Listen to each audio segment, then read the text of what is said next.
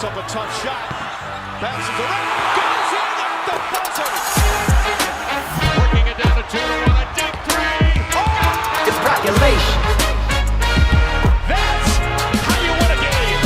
It's population. We hustle every day to find picks. You can tell us if you want to get rich. It's population. We robbing Underdog and PrizePicks. We the best in this biz. You ain't telling us shit. It's population. We love making money quick, fast. Cooking up a team card. The whole crew about to smash. It's population. We do it for the fam, so everybody let's cash. The dopest team you ever seen. Winning money, stacking G's. Bookies setting traps, but they'll never catch me. Some people get addicted like rats to the cheese, but I got one obligation to bring Johnny to his knees. Holding back the props till the morning he knows. They'll be fishing in the shack, plotting nukes with the pros. Only withdraw, never reload. Underrated them amigos. We go with honest, we seeking the bloods. We know when a fucking cheat code. Party that I'm sweating, they can't be good for my health. Some might call it making bets, I call it investing in myself. I'm picking props like stocks. Population for the win. Got my sips in by the buzzer now. Let the games begin. Unbelievable. Just happened. He did it. It's population. It's population. It's population. We do it for the fam, so everybody let's cash.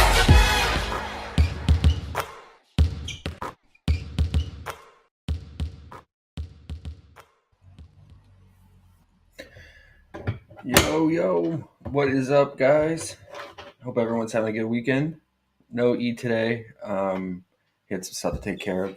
So we're going to do a solo dolo research breakdown again. And we'll do it all together because this is my first time cracking open the slate.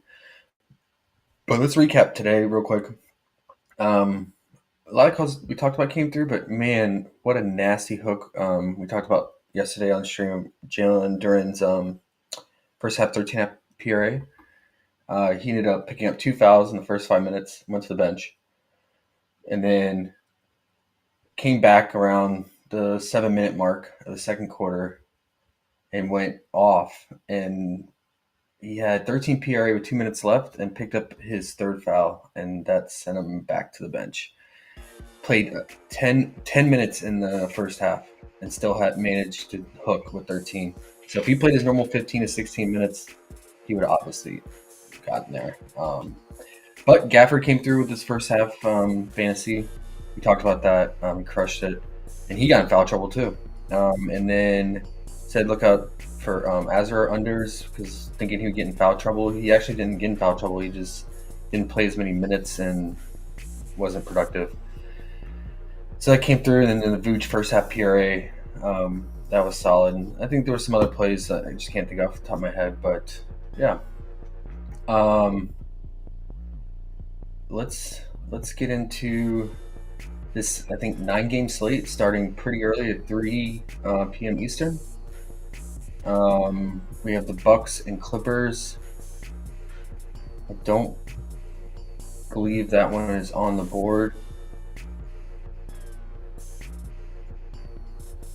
It's not on the board, so we must have some questionable tags. Let's look up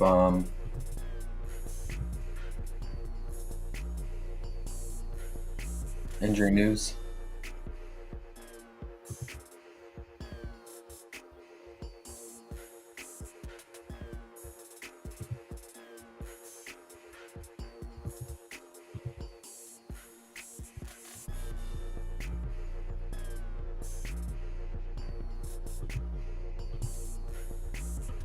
Sorry, I need to close some stuff on. I had open, free up some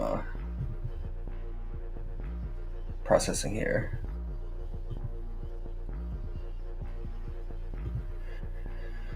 Okay.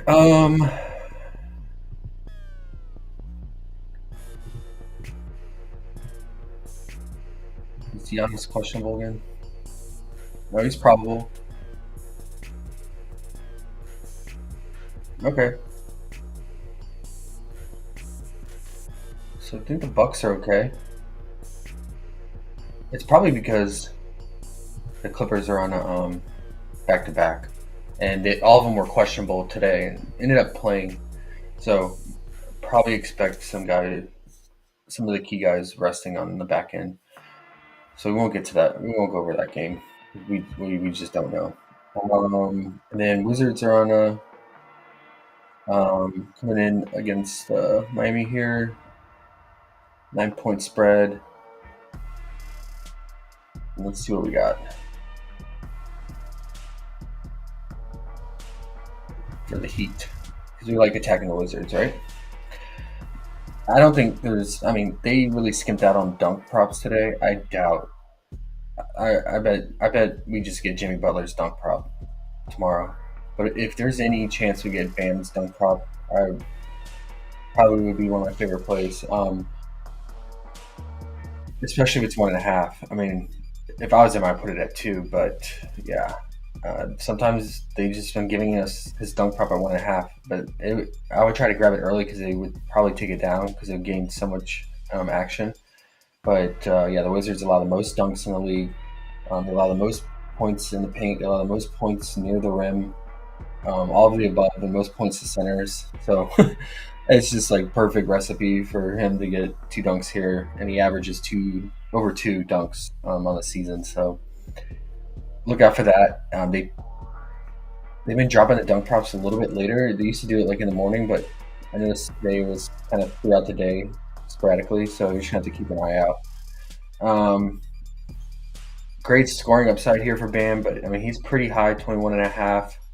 And the game doesn't go the full distance because it's in Miami, and it's the Wizards. But I mean, the Wizards, I mean, they've been playing better as of late, especially on the offensive side. Now that Poole is actually making his shots and playing better off the bench, so maybe they can keep it close. But I feel better if it was in Washington, because yeah, the Heat definitely play better at home here, and it's Washington. It's hard to rely on them to keep a game close, but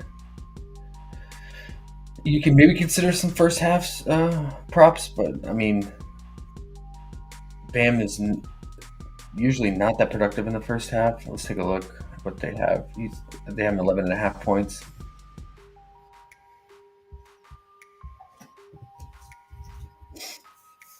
$11 flat. Yeah, because he just hasn't been getting it done in the first half. And the big reason is just Jimmy soaks up a lot of usage in the first half, and then now with Caleb Martin back, Caleb does a lot in the first half as well. And then you have Terry starting to pick up more role on this offense too. So I mean, it's a great spot for all these guys. It's just you got to land on the right one. And then if you cut it in half and just do first half, definitely have to land on the right one who's going to catch fire and dominate the usage. I mean, because we've seen Duncan catch fire early and just take all the shots early on. So yeah, if you want to take the risk and say I'm not worried about the blowout, I think there's a lot of good assist upside here. Let's see what we have for assists. I'm sure they're limiting that, but I would definitely catch it in the books while we can. Like Fliff, and if we have access to DK and FanDuel.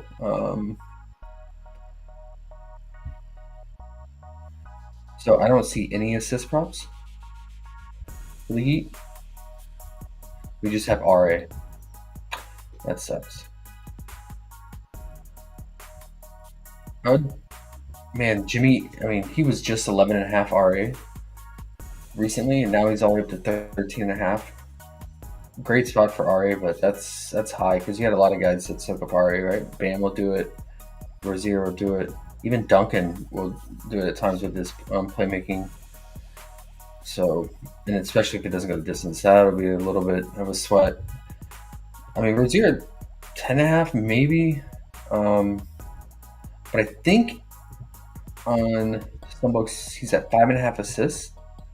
I don't mind that. We're going to take a look at the potentials recently, but yeah, there's heavy juice on that at minus 150 right now. Probably why we're not getting it.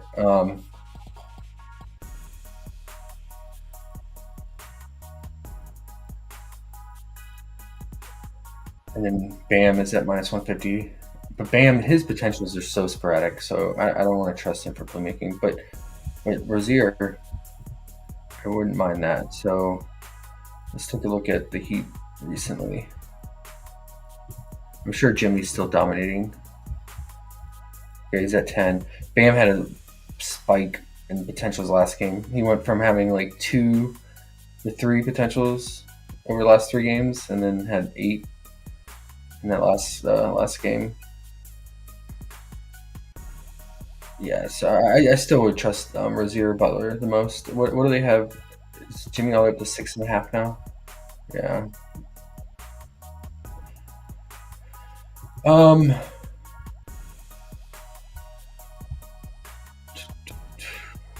Yeah, all these lines are so juiced. It's the Wizards effect, because it's like playing the Wizards is like playing. It's like baseball props, hitting props at Coors Field, right? So you're gonna pay a tax. Um,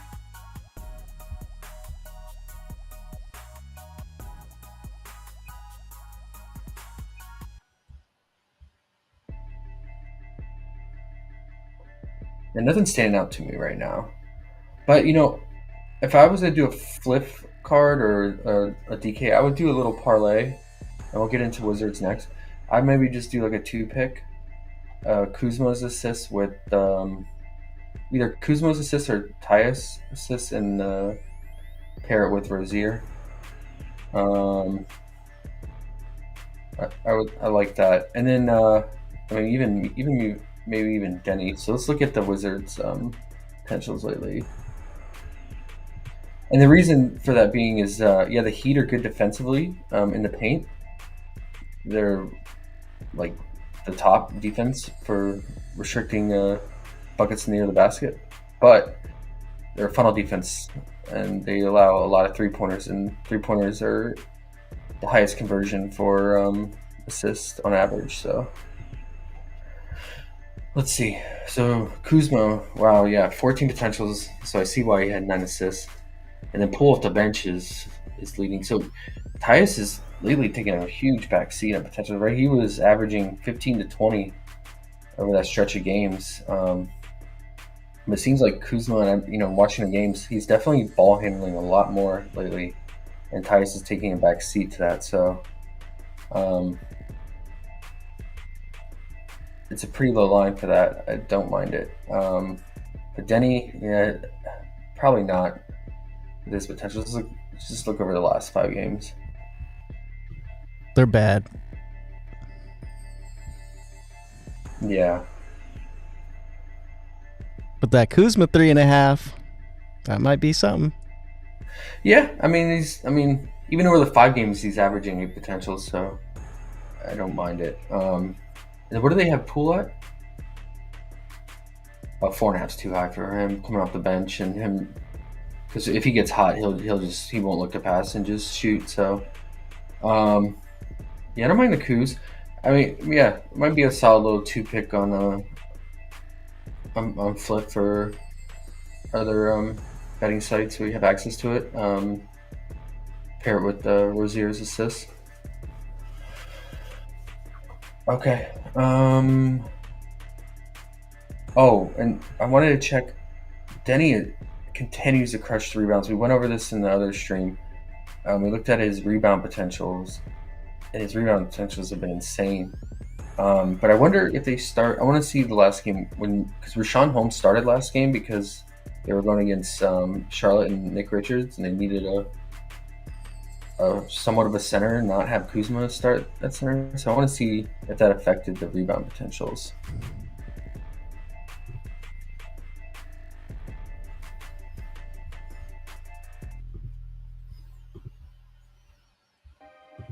It's not the best rebounding spot, but so maybe they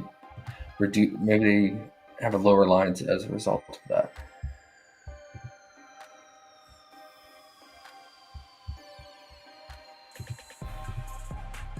For whatever reason, whenever I select the Wizards, they give me OKC.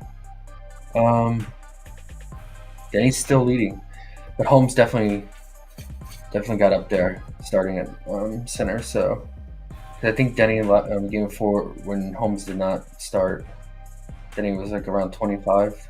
So, but he's still leading. He had 14 rebounds, but that's a much better rebounding matchup, right? Because it was the Hornets and they put up a lot of bricks. So let's look at his lines.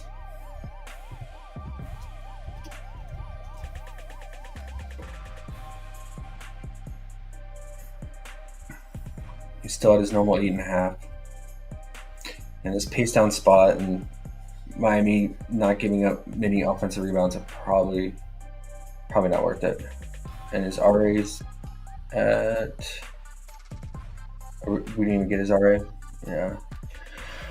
Okay.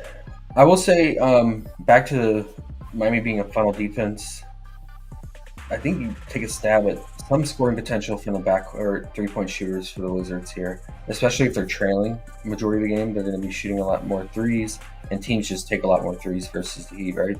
So that would be guys like Kispert and Poole. I mean, you could consider Kuzma, but sometimes, I mean, his 3-point shooting is really hard to trust. So, but so is Poole. I mean, all these guys are. But I mean, you got to hope Poole stays hot and stays efficient from 3 here. The 2.5 threes, in my opinion, is probably, if you're going to take a risk on Poole, is probably the better bet against the Heat than just taking his full game points. Kispert, we're not going to get his 3-point prop because I think it's at 1.5 with massive juice on the over. So,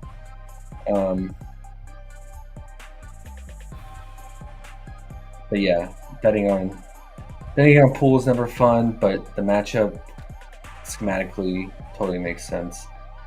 And then Tyus, I don't know, maybe he starts to pick up more of a role again, or maybe this is just how the offense is going to function. So it's probably not worth the risk because his lines are way down because of this change in offense. So, and his lack of impact and role. Oh, we did get his RA. Okay, 11.5.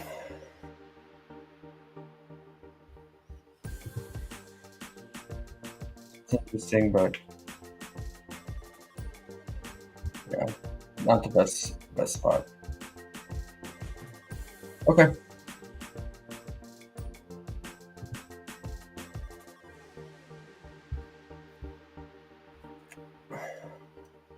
Just want to take a look at the Heat's first off one more time. Then we'll move on.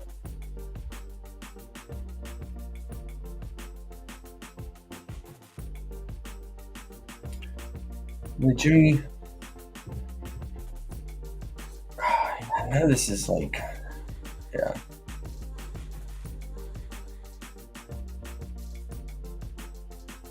I want to take something versus Wizards, right? It's like we talked about this the other night for the Hornets. We were joking about the Hornets being so bad, but everyone cleared their lines except Nick Richards' points. He stayed under, but Bridges went off, and Brandon Miller got there for his PR.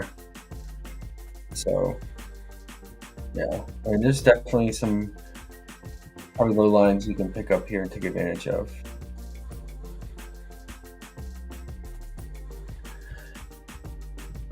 But as in terms of value right now, nothing's standing out. Okay.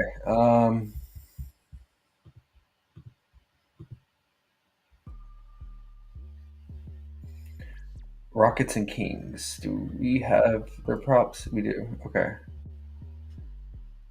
To no surprise, Fox is number 3 in popularity chart here. Makes total sense. The Rockets over the last 10 games have been giving up the most points to point guards, which is kind of weird, right? Because it's like Van Vliet is not a bad on-ball defender and guard and matching up with point guards, but yeah, maybe it's just because they're running out these rookies more and giving them more run minutes and just inexperience on defense. So, what's the spread on this game? Oh, it's in Sacramento. Okay, so giving them 6-point spread there.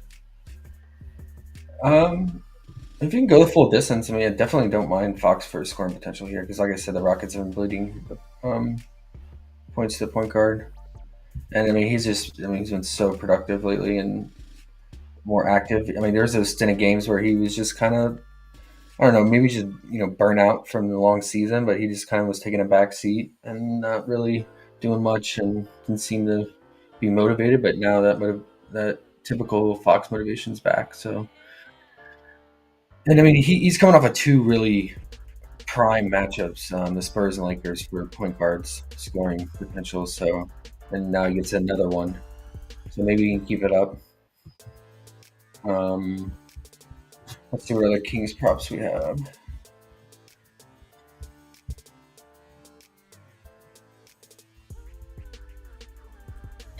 I always like Sabonis assists when he's at home. His teammates who are going to be receiving his passes are shooting much better at home than on the road.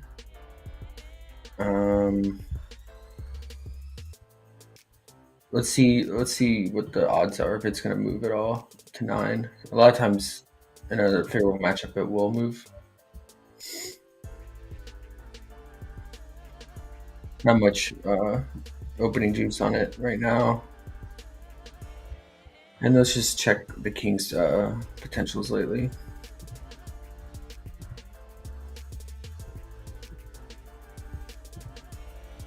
Let's make the last 3 games.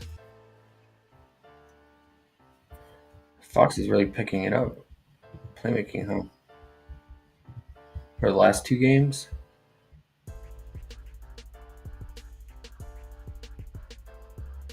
Yeah.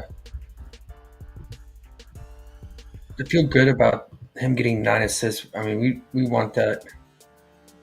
We want that at least 15 or higher for the potentials, right? Or it's just otherwise you're banking that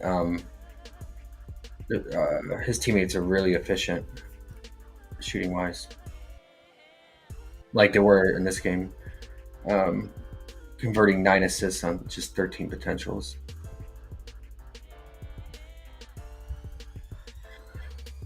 Okay, yeah, I don't mind Fox's points here. Is there a tax on his first half? In case we're worried that Rockets do not show up. Yeah, somewhat of a tax here. And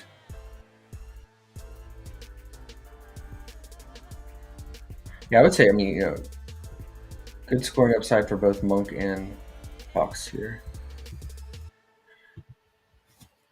So probably take a stab at both of them, separate cards. 1 or 2. Let's check. Let's just see the history of this season.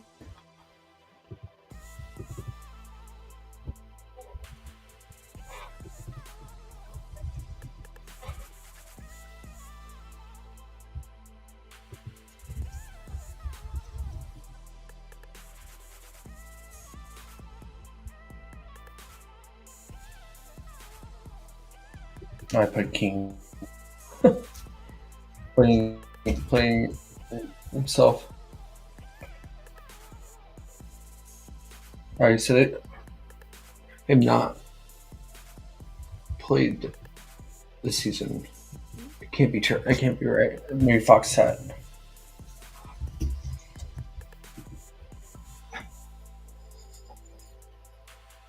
Okay, they played twice in early in season November. And Sabonis did absolutely nothing in both games. 11 points and 8 points.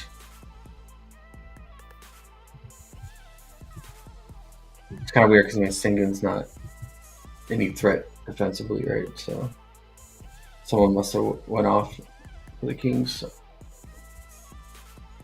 I just don't remember because this is so early in the season. Must have been Bunk So Monk. it's probably not worth it. Think Bunk Monk did? Maybe Bunk Monk went off. Nope. Sure did. No. In the beginning of the season, he was playing much less minutes. It's just like an ugly game. Oh, they got blown out. Fox didn't even play. Yes, I think this is the first time Fox is playing against them this season. Yep. Okay, so Monk had a good game off the bench in limited time, hit 18 points. But again, I mean, Fox didn't play in that game, so it wouldn't make sense. But yeah, it's so early in the season. I wouldn't even take anything from that. Teams have changed so much since then.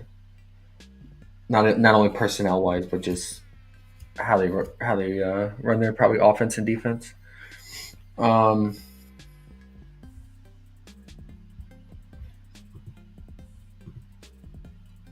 Let's look at how the Rockets have been against centers. In the beginning of the season, they were really giving centers problems scoring wise, so it kind of makes sense Sabonis struggling with both those meetings. Since the All-Star break, let's see.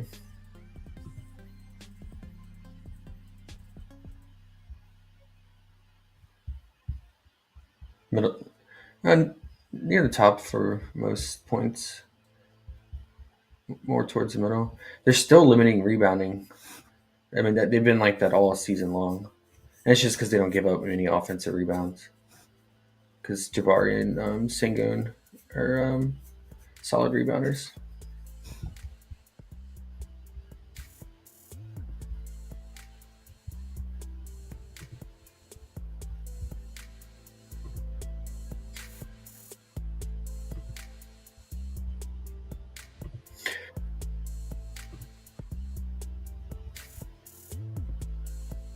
But if you look at the point guard position, they're still at the top over the last 15. And then if you even go over the last 7 games, they're by far giving up the most. And a lot of that, just could be the teams that they faced over those 7 games. If they're going against highly efficient scoring guard.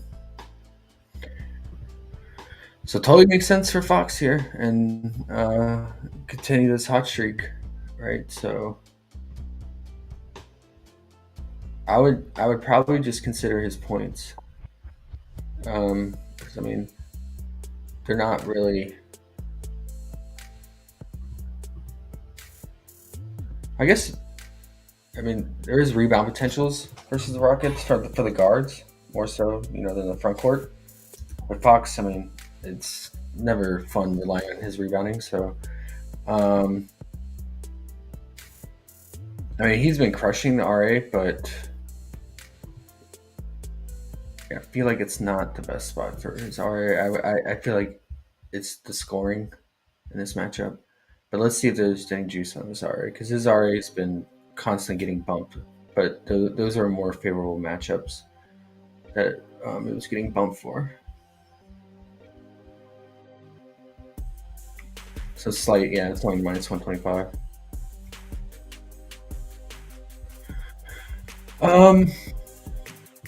I'll probably, and then for Sabonis, I think the only thing I would consider is the assists. We just looked at the data and you saw that it's not a good rebounding spot. Although it's Sabonis, he's gonna get his on the glass, but I don't think it's worth the 13.5 that he's usually at. He's at 14.5 now. Yeah, I know he's been crushing it, but I just don't feel like a lot of these rebounds he's getting are offensive rebounds in these matchups too. So, Minnesota's a tough rebounding spot. He barely got there, but got over by 1. I think it would probably just be his assists here since he's at home. And it's good correlation with Fox, but I don't think it wouldn't be like a core play, in my opinion. But yeah, I would say either Monk's first half points or Fox full game here. I'm sure they're going to juice his fantasy. It's been sitting at 42.5 and 43.5, but he's been crushing it. So I imagine they're going to bump it up to mid 40s or more. Okay, let's look at the Rockets real quick. Sengun burned us last game because Jabari, like I said, Jabari went off and all the rookies, and he was in a prime spot. Good scoring spot here again for him. Sabonis, we'll give it up to centers, right? But I don't want to play the guessing game again with the Rockets front court. So I'm probably just going to fade him here. I mean, he has not cracked 20 points versus Sabonis his whole career so far. So, not to say it can't change tomorrow. He's crushing the assist, though, which kind of makes sense against the Kings here. What is his assist line at? Is it still 4.5? They're not even giving it to us. No surprise.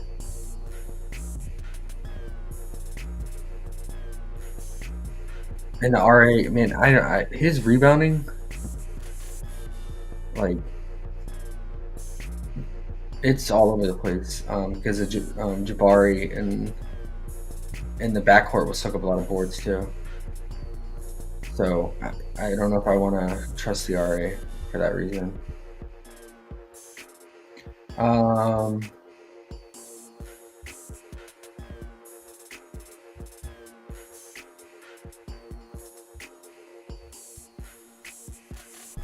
It is a good rebounding spot for the guards. I think the Kings, they take a lot of threes, so there's a lot of long rebounds. So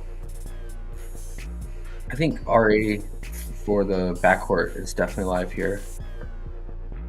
Let's look at recently what the rebound distribution is that they're giving up at backcourt.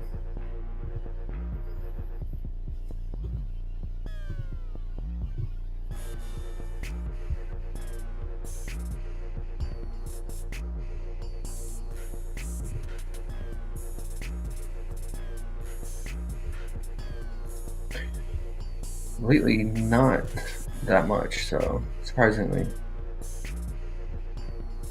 Yeah, they're actually not. I mean, yeah, they're just average against, looks like, the front court, and then not really giving up to the backcourt either. Okay, but do we have? We don't have any RA. Oh, we have Van Vliet's. I think you can consider it. I think there was pretty heavy juice on this over 6.5 assists. So let's see what his rebounds are set at, because I didn't see his rebounds on PrizePicks.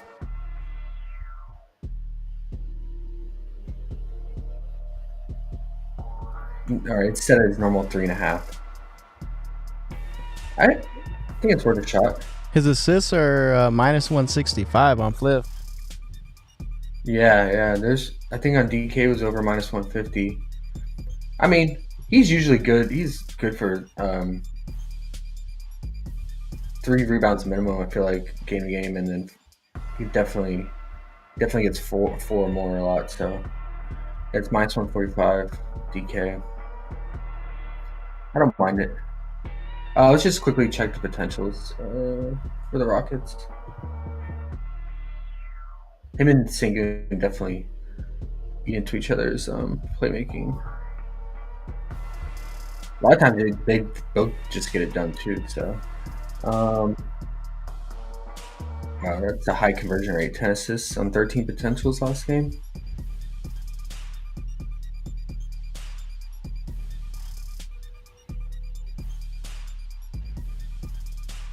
Sengun is plus money, Yeah. 4.5. He's at plus 110, I think. Sengun's assist, 4.5 plus 110. Pretty interesting. Yeah. If it's 4, I'm on PP tomorrow or something. I think it's worth a shot for sure. I mean, you saw his playmaking history, at least the 2 games they play each other this season. Oh, they did give us his rebounds. Okay, they had 3.5. So, yeah, last game against Portland, he had like 0, like most of the game, and it was because the rookies, like Whitmore and Eamon Thompson, were playing more. So that's the only thing is like if they play more minutes, he plays alongside them a lot in the second half, and they are just rebound monsters, both of them. I think both had almost 10 rebounds each off the bench. That's the only scary part. So you're hoping that the game stays close, not only for VanVleet to just play more minutes, but also to keep those rookies on the bench because they tend to play a lot more when they have a comfortable lead. I definitely think it's worth a shot here. And then I think Jalen Green's RA at 7.5 is definitely consider that too.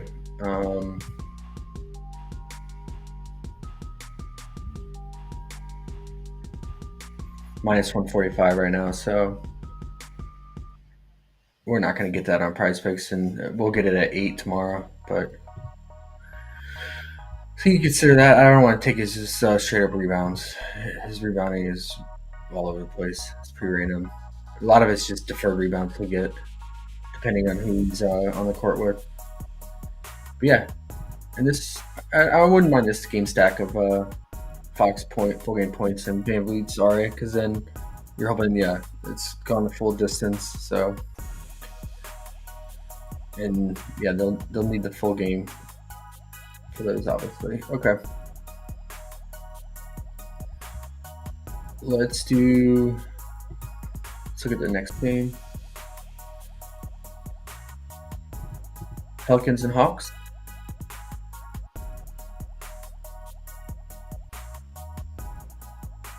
Pelicans have been steamrolling teams. They're back to playing well. You know, they went through that stint of looking pretty bad, but now I feel like Zion's back to getting healthy, and they're fully healthy as a team.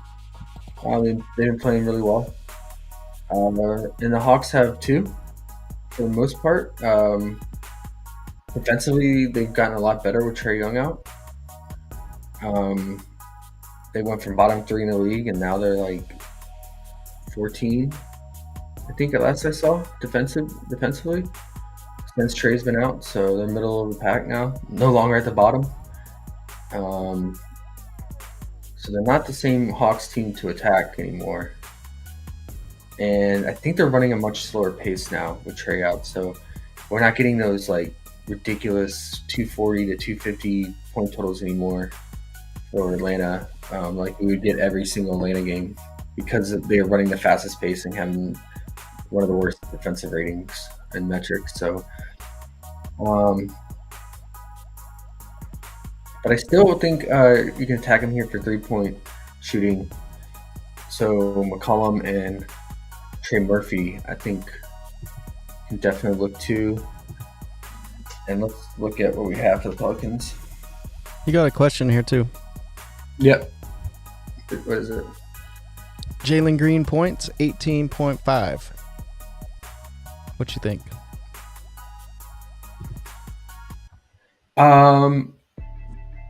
He has lately started picking up his shot volume more.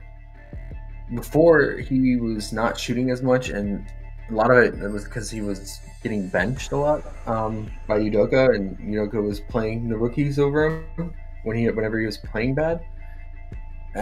So yeah, you just gotta hope he continues the aggressive shooting and doesn't get benched by Udoka for dumb mistakes. I feel like he's on a short leash with him. I've seen him get pulled early out of his normal rotation by Udoka and go to the bench. So there was a stretch of games where that was happening a lot, and that's why his points kept going down and down. Because he always used to live around 20.5 points. And then remember, he got all the way down to like 16.5 points because he was averaging, like, since the All-Star break, like 13 points, I think, or something like that. But now he's trying to pick it back up. So hopefully, keep that going. Let's see how he did. I mean, this is without Fox playing. Not that Fox is like elite defender, but Fox can rack up steals, and he's not a bad on-ball defender. So take it with a grain of salt, but just to see how he did shooting-wise. If 10 points and 23 points. That's Jalen Green for you.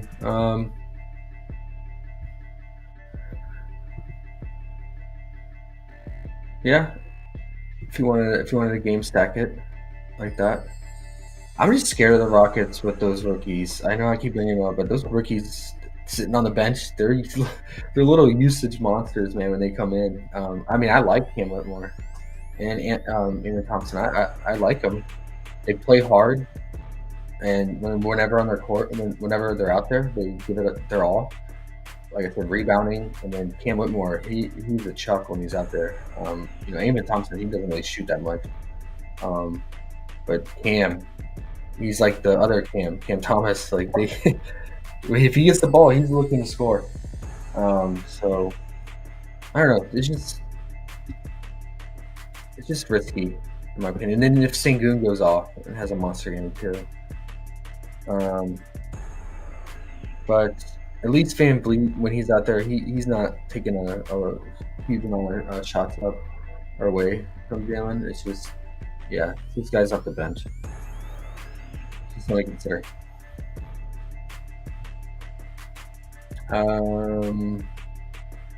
Pelicans, back to Pelicans.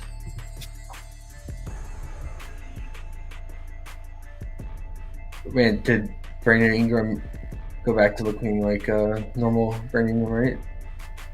As of late, he wanted this little heater, but that was because he's playing the Pacers, who are we'll get to in a bit. That is awful in every defensive metric. It's just like the Wizards. I am just going to continue fading Brandon Ingram, but McCollum here, I think it's a good spot for him. Probably won't get his 3-point prop. And then J-Val, no thank you. Now, Trey Murphy, I'm definitely interested in this matchup. Let's just double check his rotation in minutes real quick.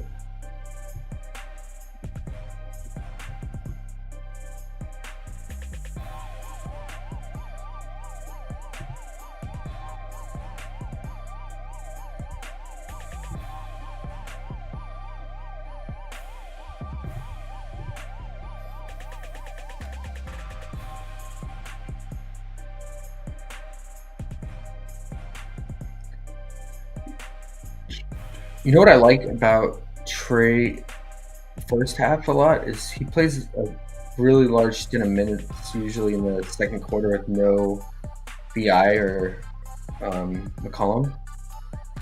It's just him and usually Zion out there, which you can see here for that first half of the second quarter. And that's just a massive usage bump for him when he's out there for the second quarter. He's taking a lot of threes when he's out there during that period. It's a good 3-point spot. But let's just double check.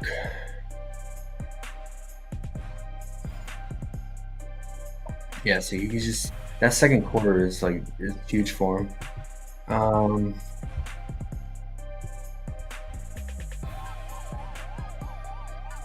only problem with him is it's been consistent.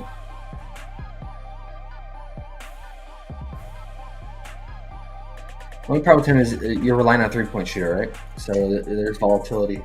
Whether they're catching fire or they're 0-5.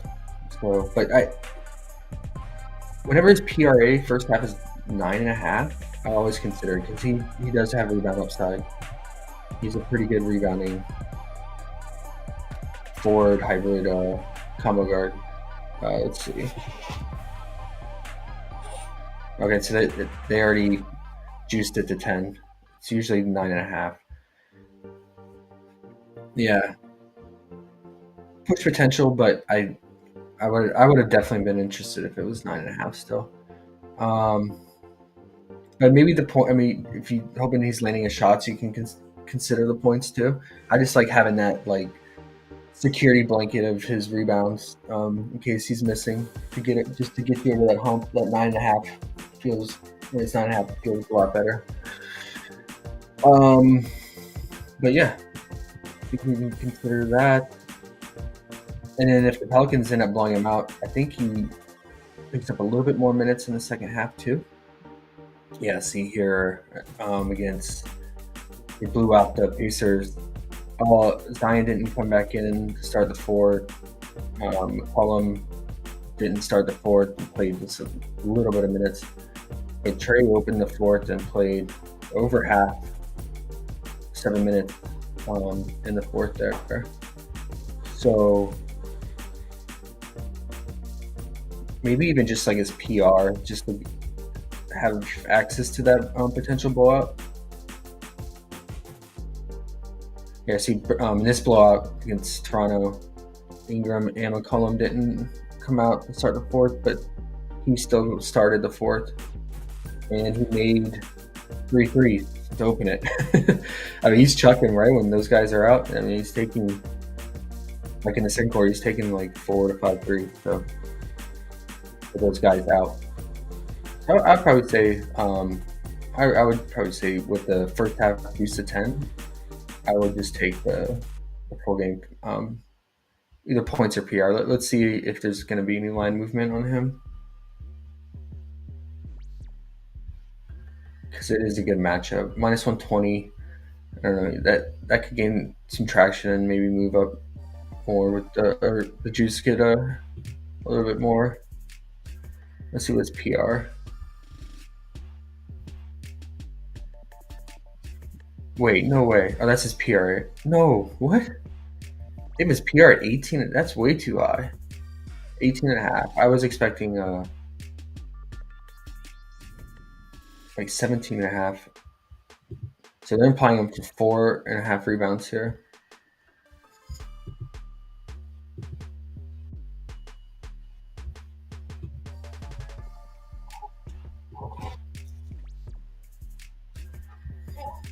Yeah. 18.5.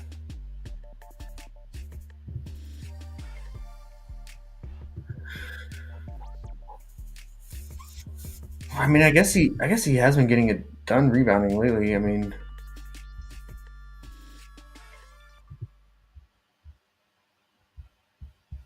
let's see. Yeah. Okay. All right. Maybe I would just take the points. A little high. And then if you don't want to do that, I mean, anything that's gonna be like a good game shootout, and I wouldn't mind something McCollum here, like his fantasy or his scoring upside. I wish we had his 3-point prop. Let's see, is it 2.5 in the books?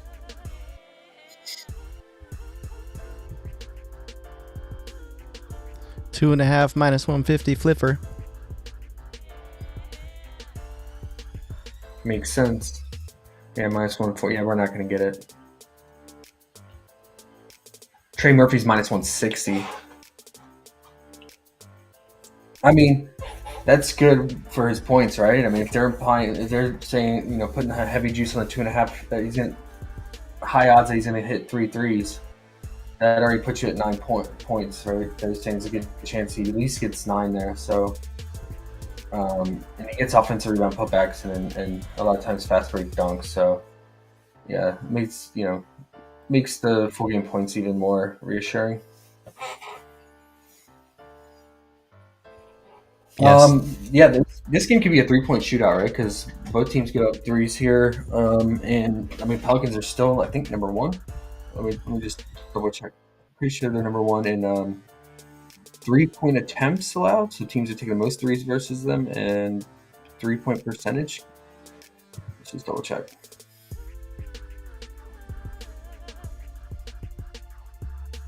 Yeah, CJ's points is kind of cool.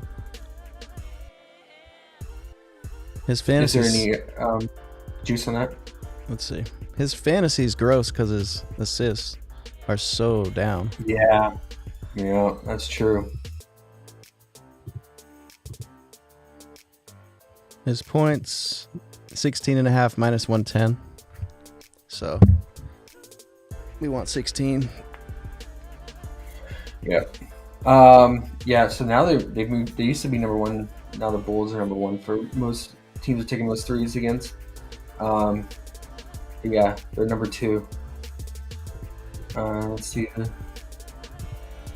What's interesting though is that they're allowing the most 3-point attempts. Like teams are taking most threes against them, but they also allow the lowest 3-point percentage. So you think teams would stop shooting threes against them?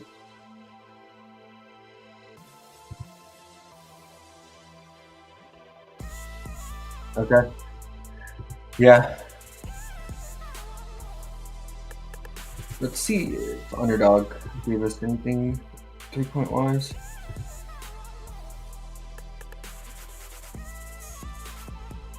Okay, so you're getting a 0.85x on DJ. There's 2.5.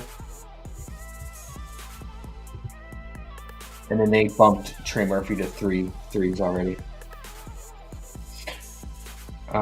Yeah. Definitely not worth it.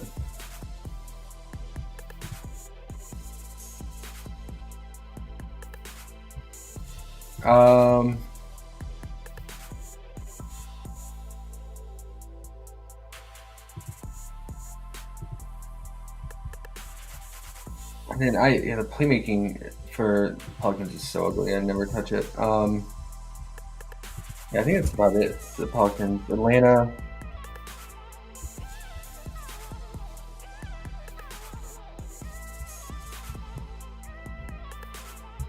I mean, DeJounte just continues to carry the team, but you're paying a heavy price for him now. So,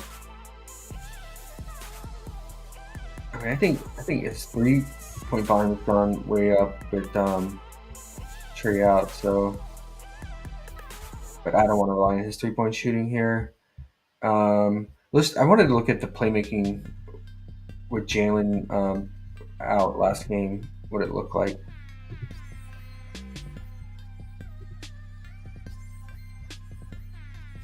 Okay, so DeJounte is at 17. That's good. That's what we want. 2-to-1 ratio there with his line being at 7.5. Bogdan, I knew his playmaking would go up in this game, and they just did not convert his shots. They really didn't convert DeJounte's either, right? He had 6 converted on 17 potentials, and I'll tell you why. It was because Sadiq Bey was like 1 of 10, and DeAndre Hunter was no better. Both of them were 0 of 5 to start the first half together. So they were combined. They were 0 of 10 in the first half. Yeah. So you gotta imagine a lot of those potentials of passes were going to them on missed shots because they were shooting threes a lot together in that first half. But I think they could pick it back up here at home with their shooting. So. I think DeJounte's assists at 7.5. I mean, is Jalen Johnson still out?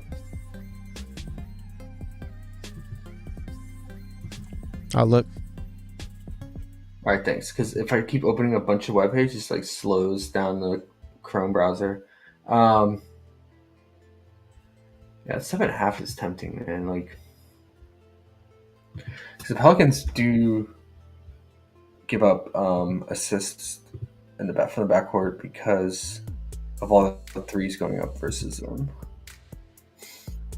But you're relying on guys like Sadiq Bey and DeAndre Hunter to make Jalen's out. He's out. All right. I think it's worth a shot, man. I think it's worth a shot. See what Fliff got to. I mean, Pelicans last 15 games, so somewhat from the All-Star break, top 3 assists allowed to point guards. Fliff is only Not really giving up points. minus 115 on Fliff. Minus 115 on Fliff, so it's good value on Fliff. Mm-hmm. I mean I think it's better value than PrizePicks value, so probably would just take it over there.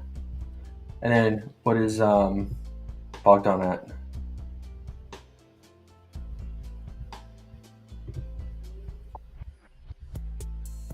Plus 100 for 3.5. That's interesting. I mean, you saw the potentials were there for him. They just didn't make their shots. I mean, he's gonna ball handle a lot. Yeah, it's good odds. If PrizePicks gives us that 3, that'd be nice. But we know them. Yeah.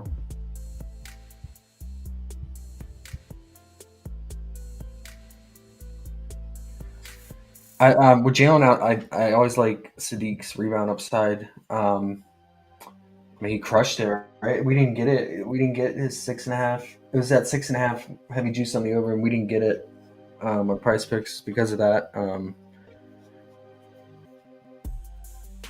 So it looks like we're just gonna get the RA.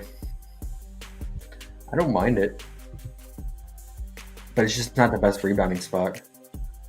Because a lot of rebounds that Sadiq gets are from offensive rebounds. He gets a lot of offensive rebounds, so I'm pretty sure the Pelicans are one of the top 3 rebounding teams, but we can double check and look at how they rank opponent offensive rebound wise.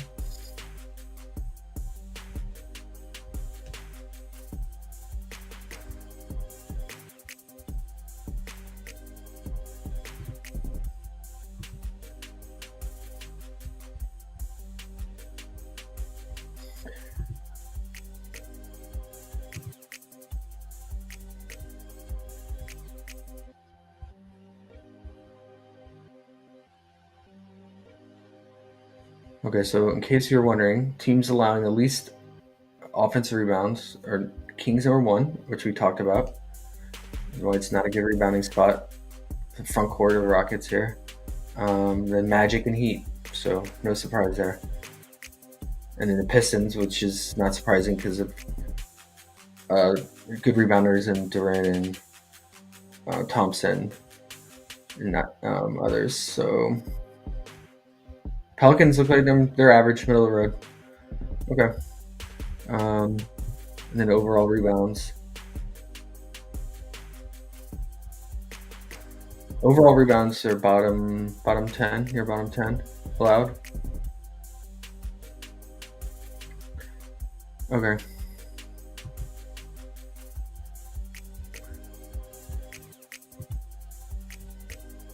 Let's just check the odds on. I want to see what the odds are on the rebounds for him and his RA. Wow, so he's heavy juice to go under 6.5. It's interesting. Even with Jalen out, I don't know if I agree with that. But we'll check the rebound chances. And this is why I just don't go off EV method and odds. So I want to make a T-shirt that says that. Fuck positive EV. Yeah, I just use odds to try to predict line movement and if we're getting value or not. Like if we think it's gonna bump soon, then that just says okay, prices urgency, right? We gotta get this bet in and find something to pair it with if we're on PrizePicks, or if we want to get the bet in on like Fliff or something. Yeah, good to reference, but not use as a rule. Right. Right, look at that. I mean, he was second rebound. This is exactly what I thought with Jalen out, that he would be second, right behind Capella. So I don't get it. I don't know what I'm missing here. I mean, he even had more, yeah.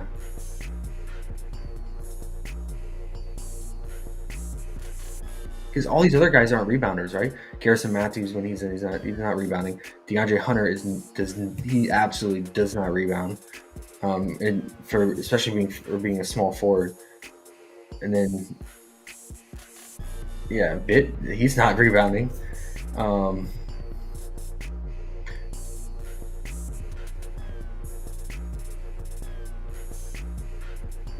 don't know. If we get a 6 flat on PrizePicks tomorrow, I would take that over the RA. for sure. And what is his RA? Does this have potential to go to 7 flat?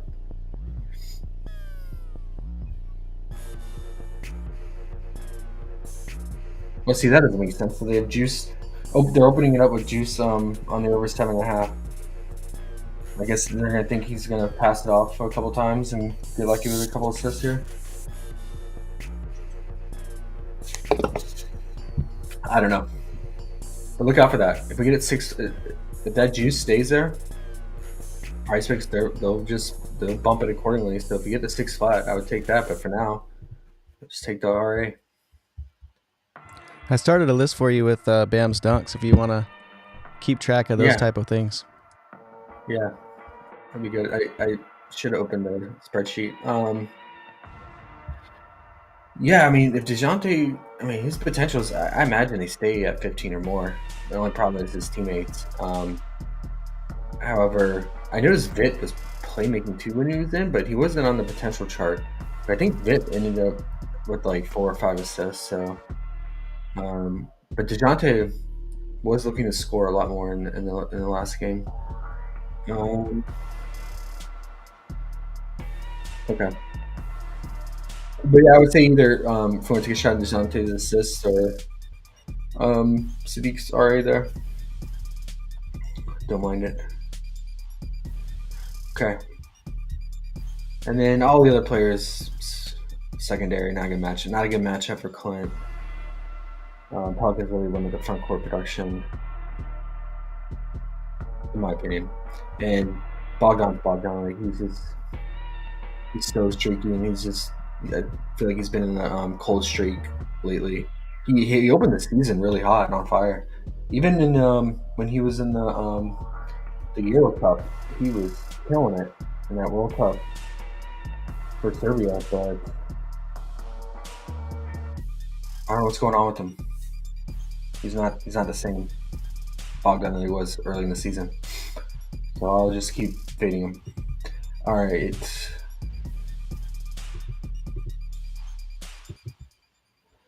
Next game, Pacers Magic. So this one I'm really interested in. Probably one of the best potentials, besides probably the T-Wolves Lakers, for I feel like stay competitive and have solid props to target here, full game wise. I feel comfortable about it. Let me take some of these off here.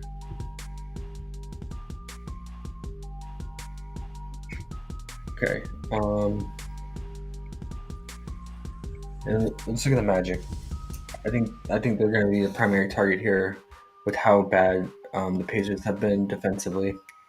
I mean, Cat was out and Ant had full go, but he dropped, even with the bum ankle, he dropped 44 on him. BI went nuclear in both back-to-back meetings versus him, and Luka went crazy against them recently too. So teams are just primary ball handling, scoring options on the opposing teams have just been feasting against them. So it's a great scoring upside here for Bankera, but he's juiced. So just last game, his demon point prop was 24.5, and now we're getting just the raw point line at 24.5. So they're really adjusting to the matchup here, right? Like it's baked into the lines because they know the market knows and the bookies know the Pacers that they are and the pace that they run. So you're gonna have to pay a tax. But it's such a good matchup. With that tax, I probably would just take Bankera's fantasy because he has stock upside, and especially in a fast-paced game where guys that turn the ball over a lot, like Nembhard and Halliburton. I think he's good for at least 2 stocks minimum, and then if he picks up his normal 4 or 5 assists, that'll add on. So, yeah. I don't know if I would just take the straight up points being at 24.5. But I mean, it's such a good scoring upside for him. And I assume Gary's going to play in his back. Sat out the last back-to-back.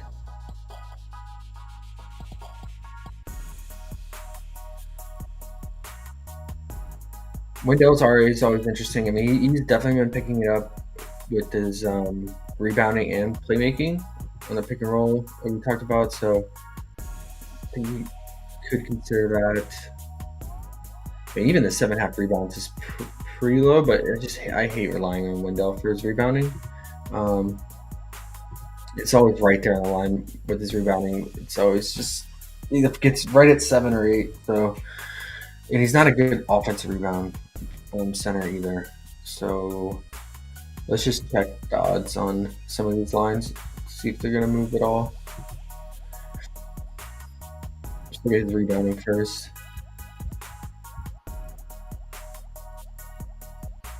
So they're opening it with slight juice, minus 130, the PrizePicks line. And what is his RA at?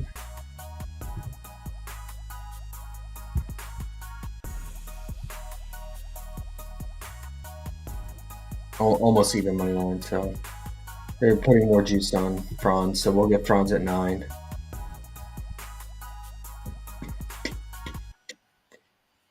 I don't mind Franz's rebound potential here, but we're not going to get that. So tomorrow, and I'll probably open juice relative to the market. And then I don't trust Doug for anything. Yeah, I think it's Bankero for me in this matchup. And since the points are so taxed, I would probably, like I said, just split the fantasy.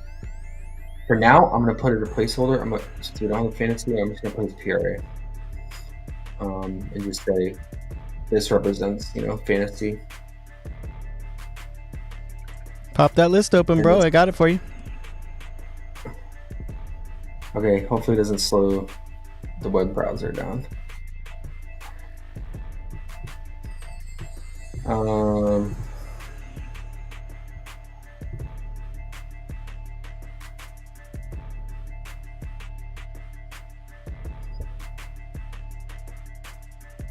Let's see what Underdog has Bankero's or Franz's RA rebound at.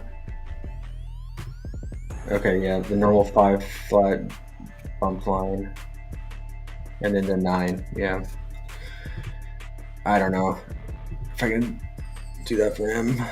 He's just all over the place, man, with his reboundings at time. But it's a good rebound spot for him. Let me close some of this. Okay.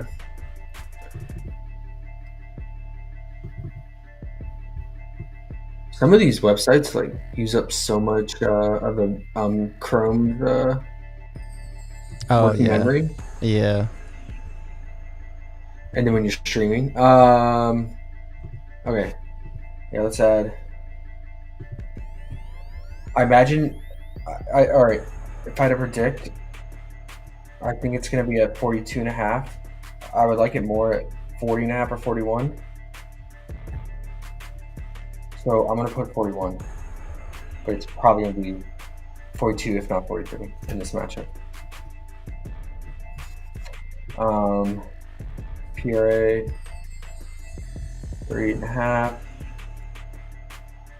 Yeah, so everything's leaning into slight juice on the under. I think it just looks like it's one of those lines that's going to fluctuate probably throughout the day.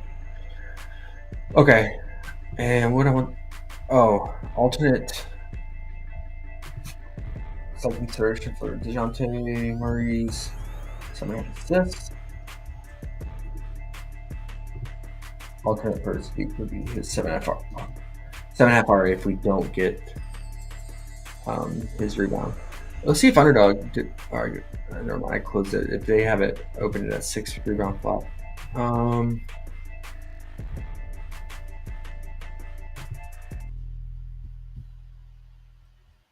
Okay, that's about it. Oh, let's just put for now his placeholder, his PRA. Underdog does have it at 6.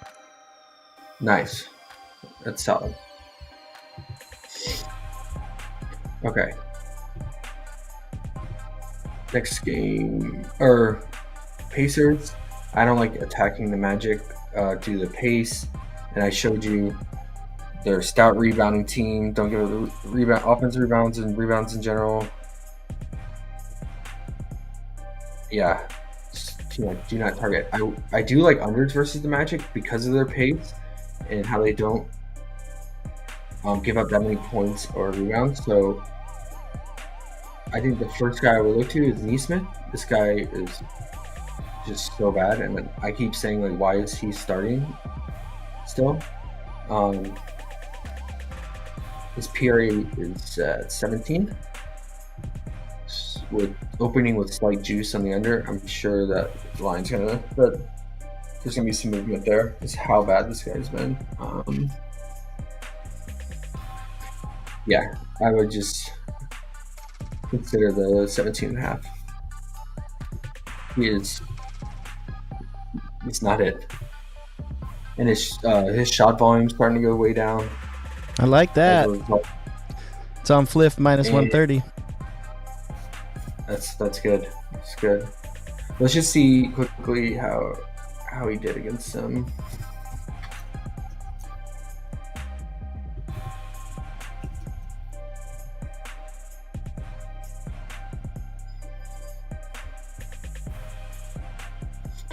"28 minutes, 3 points, 3 rebounds, 2 assists. Straight cardio. Bingo! 4 turnovers." I mean, it was early in the season, so I mean, not too. I mean, it was it was almost in January, so. But yeah.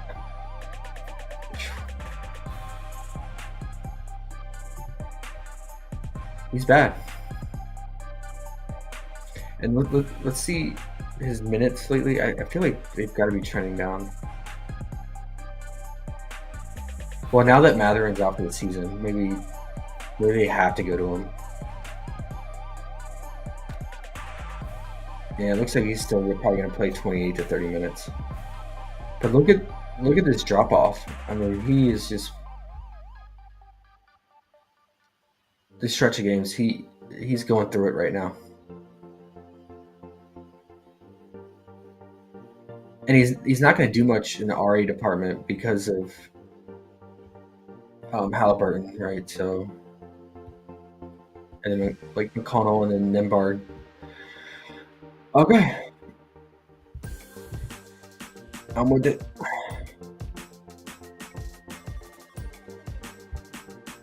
I mean, maybe even his PA,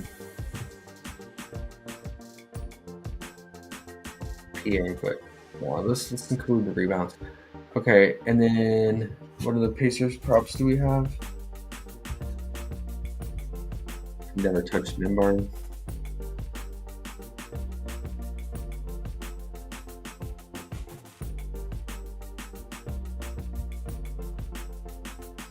And we don't have Halliburton's assists. It's the only line I considered for him. Do not trust the scoring. Siakam is starting to go back to being normal Siakam with his rebounding. He went on this little heater on the glass where he was racking up boards, but not a good rebound spot for me there. Okay.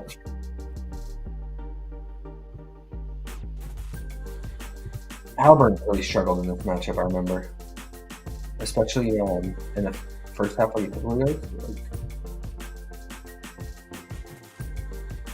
But I think that was in our... Is this game in Orlando?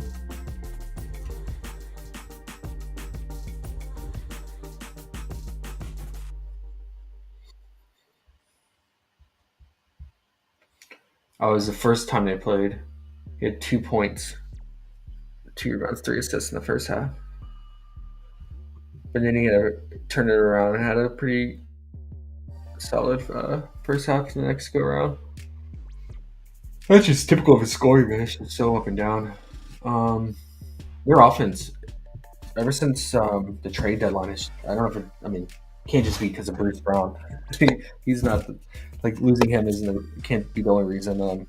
But they went from being the number one efficient offense in the league to start the season to just being really bad now, scoring wise. And that for that reason, they've been getting blown out a lot too. They're in a rut right now. They're having some problems defensively and offensively. So, for that reason, I probably will not play any overs for Pacers. Sixers Knicks. Oh, You love it. I don't like. I never play any of these players. I do unders for them, but I never play them. That Hardenstein under was real nice last game for us against Orlando. Down to 6.5. Poor guy. 6.5.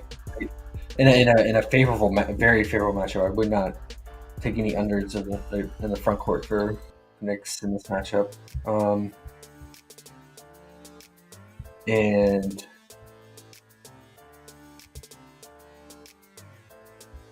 Precious, he could burn you. He's hitting his little corner threes on his scoring, so taking his unders is always a little scary for that reason. I think how many minutes did Brunson play when he returned from his injury last game?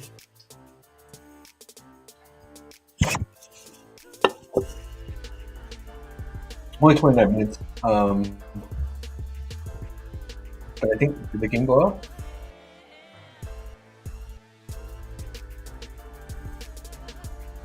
Yeah. Wow, the Magic played bad. I remember that, yeah.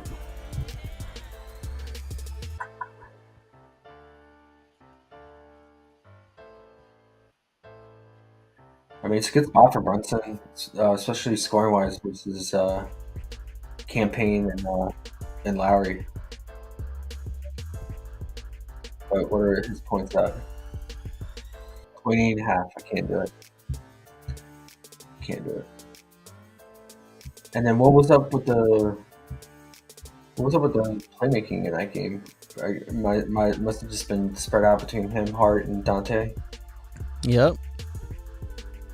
Bunk Dante. Yeah. I mean, maybe he considers RA.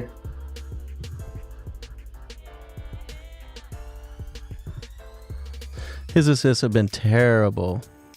But last game he got us.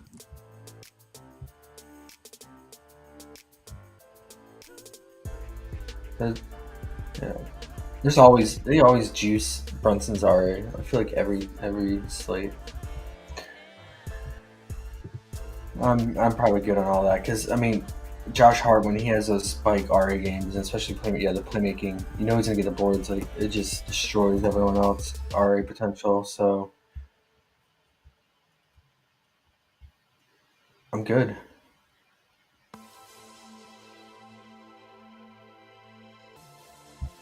And I don't take any Sixer props, especially for over. You can always consider unders on Lowry. Like, I can't do that. 9.5. I mean, he was just 11.5 the other day or last game. There's no value there. Me and E's favorite under's been Tobias Harris under assists. It's been real funny since Maxi's back and Lowry. I mean, not Maxi. Lowry's been back. Oh, you've been taking the alt line or just straight up? Nah, the alt 5.5. It's been funny. What's he been finishing with? I don't track like at all. 1 and 2 type thing. Terrible.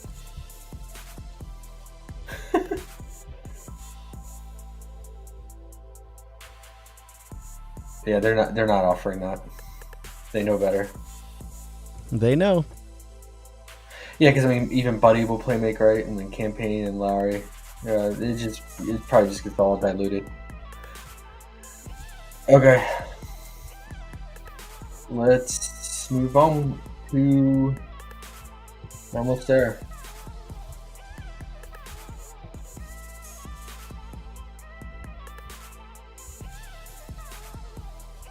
There's not a single game at 240. There's only one game that's just above 230, and that's the Rockets and Kings. And that's just probably because they're giving credit for the Kings being at home, and offensively they're much better. There should be some, depending on how injury news breaks and everything rolls out tomorrow, like probably some good unders for tomorrow.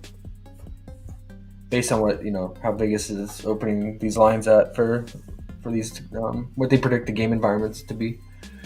Grizzlies Thunder, 15-point spread. I assume we can check the news. I assume we're going to have the Grizzly guys have been in and out. It's been like a carousel for the starters, like who's playing or not.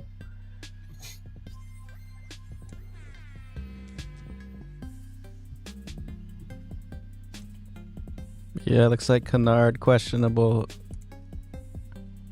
GG questionable. They're all questionable. What's Jaren's tag? Goodwin's doubtful. Who? Jaren Jackson? Yeah. He's actually available. It looks like. He's not on the injury report. Okay.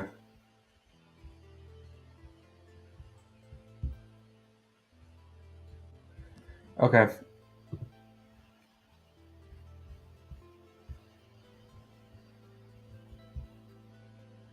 Yeah, it's in OKC too. I mean, I say very, very high chance of blowout here. Unders. Yeah. Is do some unders here. Is Vince scary for under again? Do we have his lines? We probably don't have any Memphis lines, right? Probably not, actually. Let's look on Fliff. Actually, maybe bookies just didn't do it yet.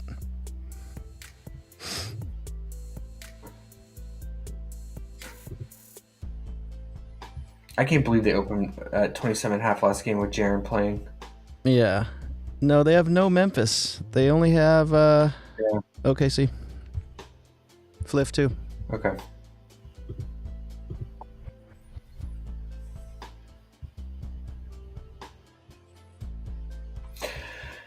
Yeah, I would say if it's 26.5 minimum, I would consider it.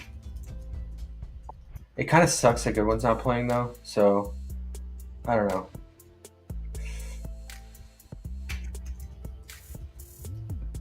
But slightly.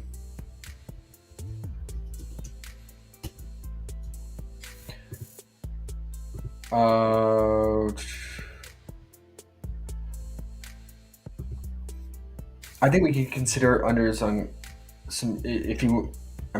You're hoping OKC gets it done and is efficient early, but if it blows out like we think it should, I think we consider some unders here on the main guys for full game, like SGA. So SGA, whenever his rotation plays the entire first, comes in late in the second, and then his rotation is very consistent, and then plays majority, if not all the third, and then he'll come back in the fourth depending on the game script. So if they're trailing, he'll come in earlier around the 8 to 9 minute mark, usually 9 minute mark. But if they have a comfortable lead, he won't come back in until 5 to 6 minutes left. And then obviously if it's a huge blowout, he just won't return. So it's really nice having that the opening fourth quarter, where if they get like a 25-30, they have a 25-30 point lead, you automatically get 12, that entire quarter of him not playing. But usually, if it's a close game, he's going to lose out on about 9+ minutes in the blowout. And he's very, very active in that 9 minute stint in close games in the fourth quarter and gets a lot of stats. So, yeah, 9 minutes you're getting from that taken off for his stats. So, but it's scary, right? Because this is Memphis he's going against. So if Memphis keeps it close, it will be a sweat. So it's always risky playing for blowouts. But yeah. Also, Memphis, I think we talked about this before. Defensively, they're not that bad, and especially with Triple J back as a unit. So it's not like a Portland or San Antonio team. But teams that are tanking defensively, so they don't give up a lot of assists to point guards. So he could still stay under, but yeah. Let's look at the first half lines. With that said, I think the best way to attack Memphis is in the paint. Their perimeter defense is actually pretty solid, like I was saying.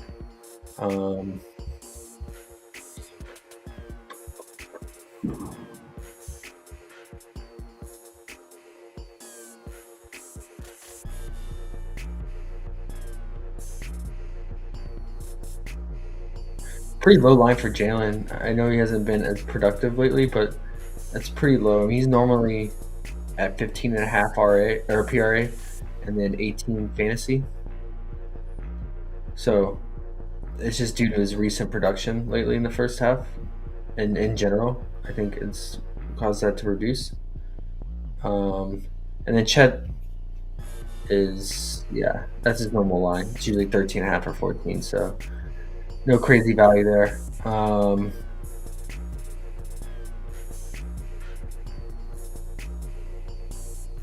Let's look at, it's been a popular play in our community. We don't have first quarter, but let's see on DK what the first quarter is. Taking SG's under 10.5 points. Now, the only problem is that he plays the entire first quarter. But lately he hasn't been getting there because Giddey and Chad have been really active in the first quarter. And they keep just dropping it at 10.5, but sometimes they'll put it down at 9.5 based on the matchup. A lot of times he finishes right there at like 8 to 10. Oh, I'm in full game, so.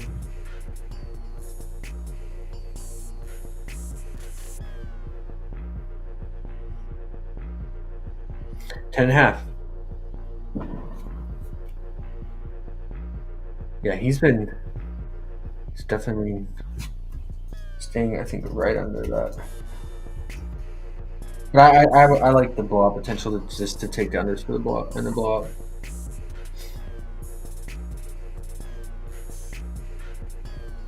Yeah, see, it's scary, right? He finishes always right there, 10, 7, 10, 6, 10, 10.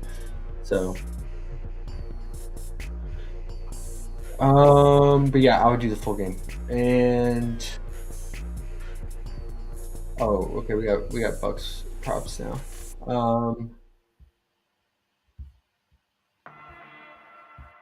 One other thing I want to look at is this PA.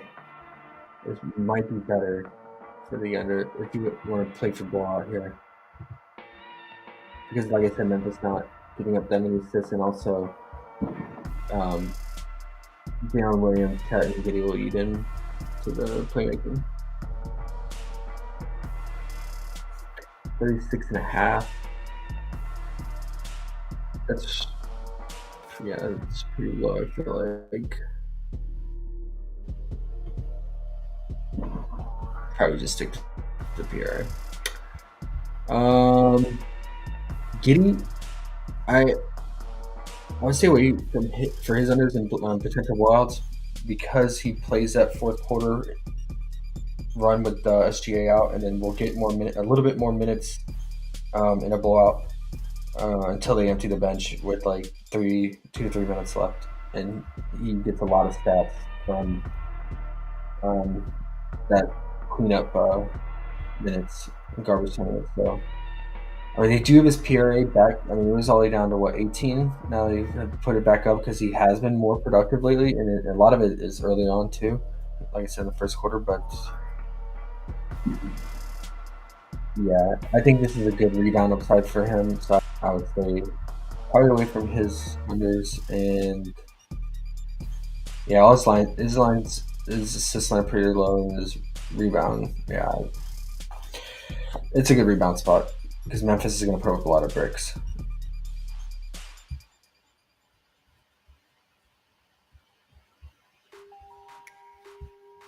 But yeah, maybe Chet's first quarter points or his first half PRA. I think in this matchup, you can definitely consider.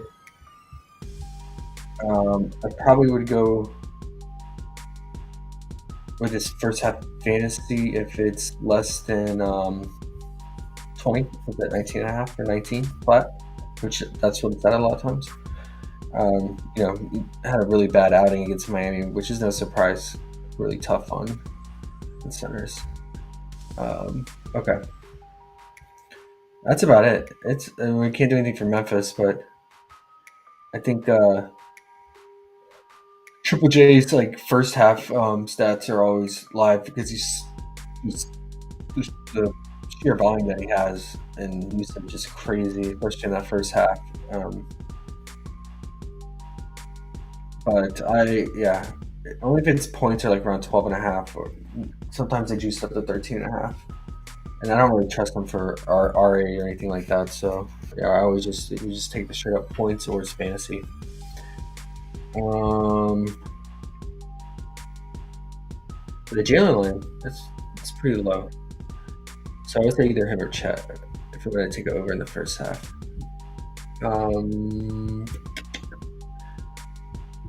Just quickly check his quarter points. See what Chet's at. Chet's at his usual 3.5. Jalen's at his 3.5. Okay. Actually, I'm curious to see with Jalen. This has got to be one of the lowest his like PRA's been at. Let's see what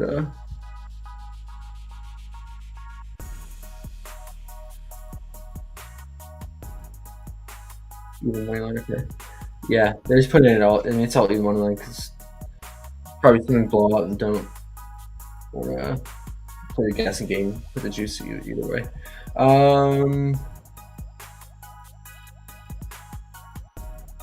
Cavs Nets. It's going to be pretty ugly.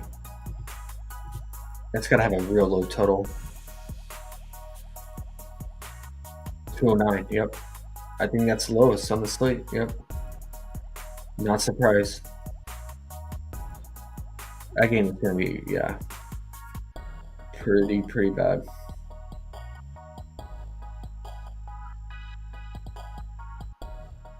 Any unders? Schroeder stayed under his points, right? We talked about that last. Yes, he did. Yep, he had 12. What do you think? He had 12? Yeah, because Camp Thomas had a welcome back party, right? Coming back from injury, he went off. Yeah, that was dope. They have him at 16.5 again. I know what I'm doing. Is there better odds? Let's see where the odds I'm about are. to look. And yeah. I mean, they're on a back-to-back too, right? So even better. Fliff minus 135 on the under. I'm taking it right now.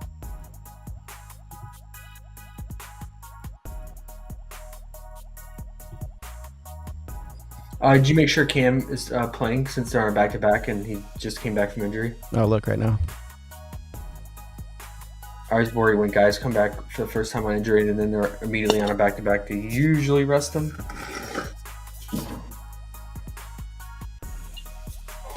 He's not on the injury report. Okay, that's good. Yep. And how many minutes did he play today? I missed that game. He had 31 points in 30 minutes. 30 minutes? Okay, that's good. Hopefully they don't reduce his minutes a little bit on the back-to-back, but okay.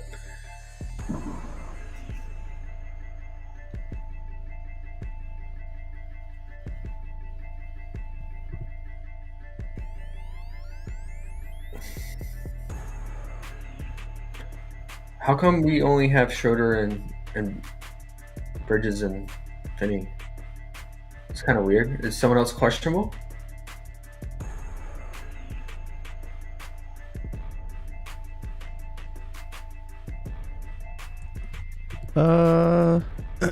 Nope. Oh, actually, well, Cam Johnson, I guess he sat out today also. Yeah, he's been out. He's been Yeah. out for like 3 games. Okay. 2 or 3 games. He's out. Lonnie Walker's out. Yeah. Okay. He was out. I think he was out today too. Yep. Yeah, there's only 2 on. They're showing here. Huh. It's weird they don't have Claxton. They always have Claxton. Okay. I would consider his unders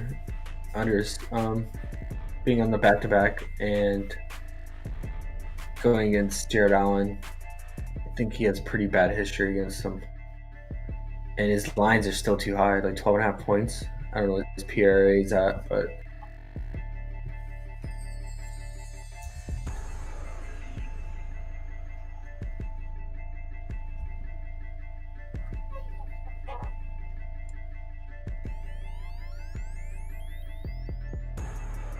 Clax 12 and a half. Recently in that. Yeah, what's 12. the juice? Minus 150 on Fliff.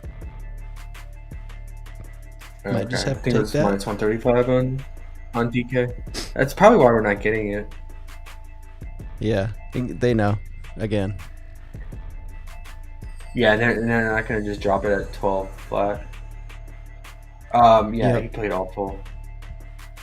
And he racks up the fouls against Jarrett. And Jarrett, his usage right now is so high. Like, he's taking so many shots for Jarrett, man.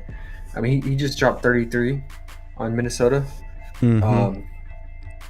And this is the highest line. This is the highest I've ever seen his point line at 20.5. That's insane for Jared Allen. Crazy. Crazy. I'm just gonna. I'm not gonna do the over or the under. Just his volume is insane, and I want to take the over. You know, it's a decent matchup, but it's Jared Allen. I can't take the guy who has no dribble game or create your own shot at 20.5 points. So that's an easy fade. But yeah, Claxton. Let's see what his PRA is. I would probably just do the PRA. It's 24 and a half. That's what I was going to ask. You like that better? Minus 135. For what? The under? For the under, yeah. On Fliff? Uh-huh. That's a little bit better value, right? I mean, I don't know. I'll probably do both. Yeah. Only problem is, like, he's been having these spike assist games. Right? We'll have like 4 assists. Yeah, he had 4 today. He did? Oh, yeah. Mm-hmm. How many points did he have? Uh, Oh, I can look.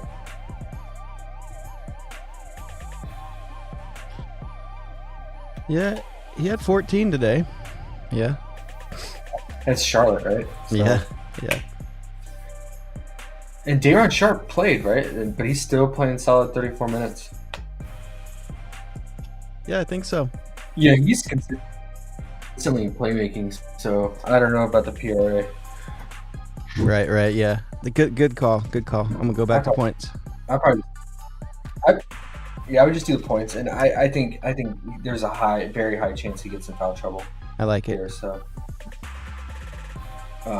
with how active Jared is, and just you see his history versus them, it's a lot of fouls. Other than that, I'd probably just get on that game. I wouldn't feel comfortable taking any overs. With this, game environment, 209 total, 2 slow teams, 2 bad teams. Cavs aren't bad, but their current configuration is not great, right? Without Mobley or Donovan Mitchell and Strus, so Ola, unless you think of any others. I mean, Mikal Bridges has been just awful lately. This is the lowest I've ever seen his points since joining the Nets, 19.5. So usually mid-20s, and then he got down to 22.5, and then now he's all the way down to 19.5. So if he gets lucky and is actually hitting his threes, that could be scary for sure. He's just taking so many threes this year. He's not driving like he used to when he was on the Suns. I mean, his 3-point volume is just insane. So yeah, I wouldn't do the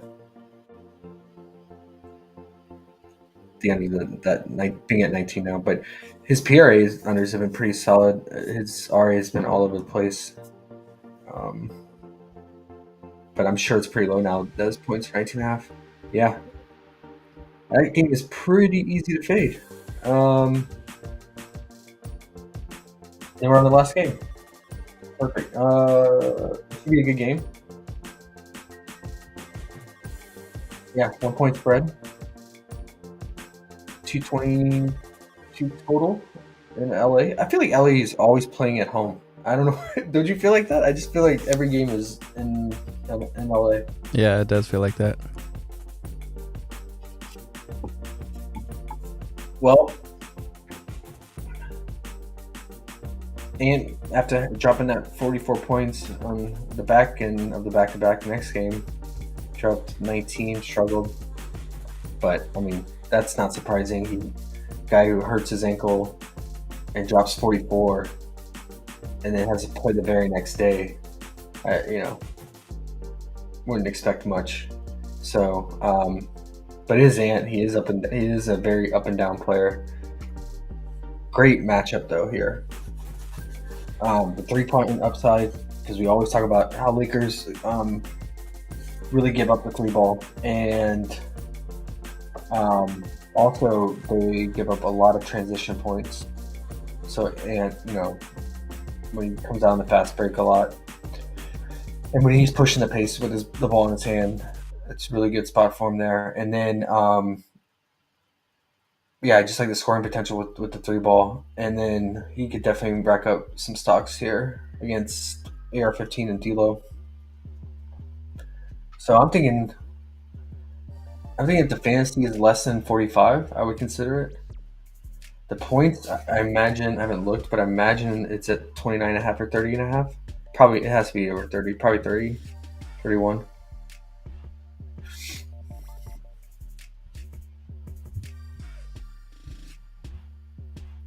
It is 30. Okay. Yeah, I mean, if you don't want the fantasy, because his RA is also kind of inconsistent all over the place, and especially with slow-mo starting, who we're about to get to in a second. He could just take the straight-up points, and I mean, he should continue to just dominate shot volume here, especially with playing alongside guys like Jaden and Slow-Mo, who don't shoot, and old man Conley doesn't shoot much either.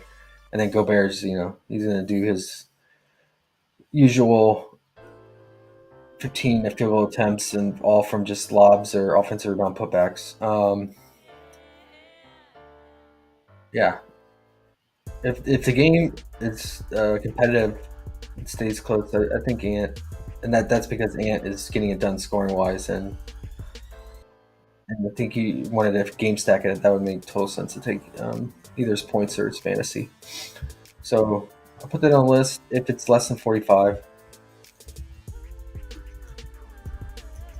I mean, we took Fox's fantasy in the same matchup, right? And he just went off for like 60. And we always take fantasy for the primary ball handler and guys who rack up stocks and scoring. And all right, so I think it's good for him. I'm gonna put it. I'll say 45.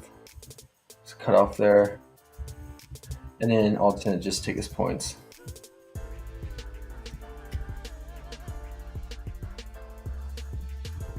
Let's just briefly check his history. So there's nothing weird.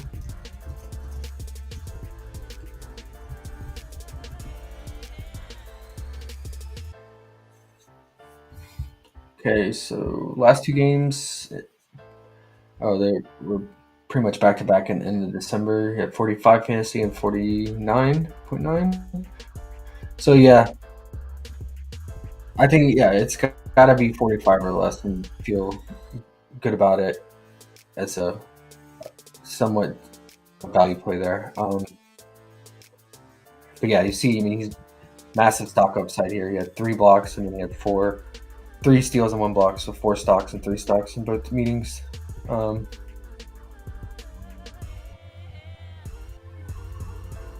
only problem with like incorporating his assists is like look who he's passing to. Slow-mo and McDaniels, who were not it for scoring, but hopefully he can snag some boards, get some stocks, and rack up the points here. Sometimes I just hate relying only on points. I just feel like you're just relying on a guy to exceed his like season average in scoring and make his shots. So I want some kind of other out to get to the finish line. Underrated. How do you feel about Slow-mo's unders? It worked out for us last game, but that was in a different matchup against the Cavs. But they didn't have Mobley, and that's a huge downgrade defensively. But I watched he almost it. tried to get it. He tried to get us, but it went all the way to overtime. All the way through overtime, he got 0, and we cashed it. So, I mean, I love his under. I hate him. He just doesn't shoot. Not at all. Not this year. Not this year. Yeah, even in that World Cup when he played on Team China, when he was in the Chinese team, he it looks like he just lost all confidence. He just wouldn't shoot. It's weird because he shot a lot of threes though last year, and this year he won't even shoot. It's weird. Yeah. So. Yeah. I bet the Lakers leave him open, dare him to shoot though. That's the only thing.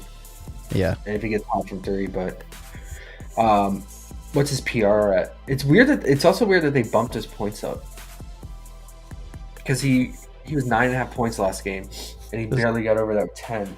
Just matchup, huh? Probably. Did his PR get bumped down after we took it last time? I know we got. I don't know. I never checked it again. Where I just took the 14.5 the night before, and he stayed under. But it's bumped by a whole 2. Is someone out? I've not checked the injury report. Let's see. Obviously besides Cat.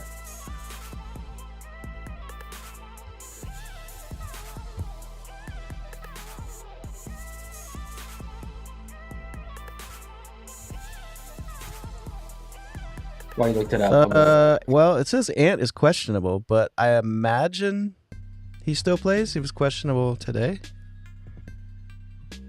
right? Or yesterday? He's been questionable like every game, right? Yeah, it looks good. Besides that, yeah, okay. Yeah, look at this. These last 3 games where he's playing close to 30 minutes or more. He played 35 minutes because it went to overtime. Otherwise, he would have finished just around like 29.5 minutes. The shot volume is so low, 8, 5, 9, and he's not shooting threes really. Not at all. That's good. Yeah, he's not. His PR is 16.5 on Fliff at -120 also. I like it because he's not rebounding either because Gobert is getting every single rebound. Mm-hmm.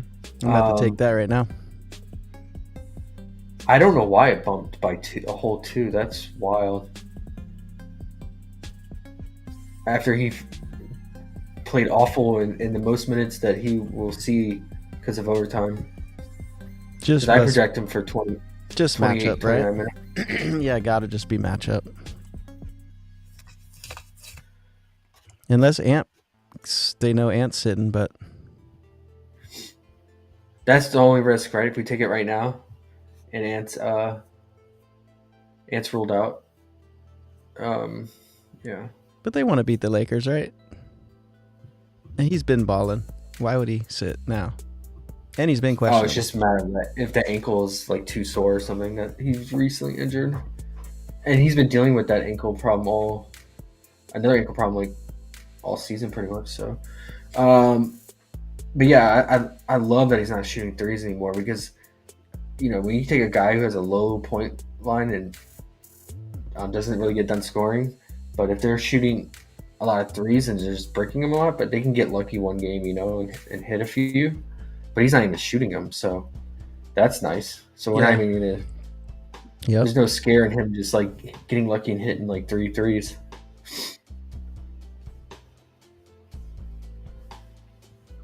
I'm probably just gonna split it up and do his points in one and PR in the other because if he can get lucky, the way the ball bounces and have a rebound land to his lap a few times, like here when he got 7. I mean that was against Portland, but he got 7 here and 9 against Brooklyn.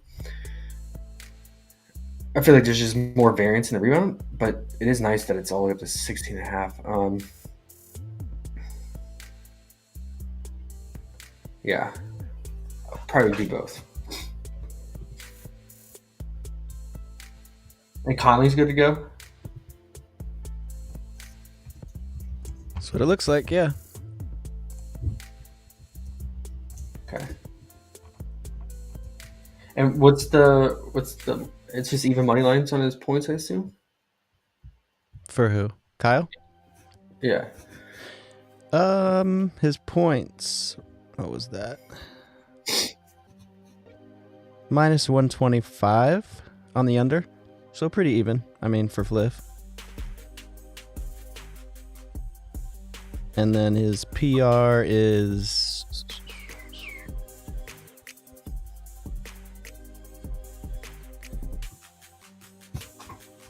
minus 120. So pretty much even for Fliff. Okay. It's good. It's good value on in the books.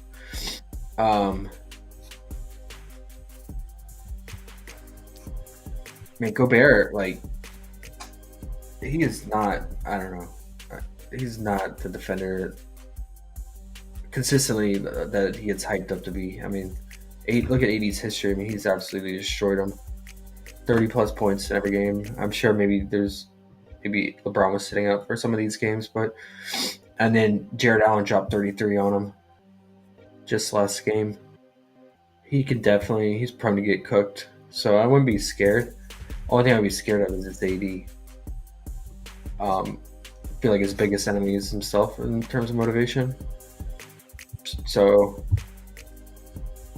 the points are tempting because it's the lowest probably seen all season, right? Because he's always at like 24.5 minimum, and then in a prime matchup where LeBron out, he's up to 26.5 to 27.5. So that's a huge nerf, and I think they're just giving respect to Minnesota, and then just also he's on that back to being AD unmotivated stint. So in fact, they're baking that into the line as well. But just in terms of value, it is a pretty low line for AD, but I don't trust them. Do you want to trust them underrated? No need to. Not in this matchup. And yeah, I always like LeBron at home, but is he? I'm sure he has his usual questionable tag. He sat out last game. Yep. So we don't know 100% if he's going to play.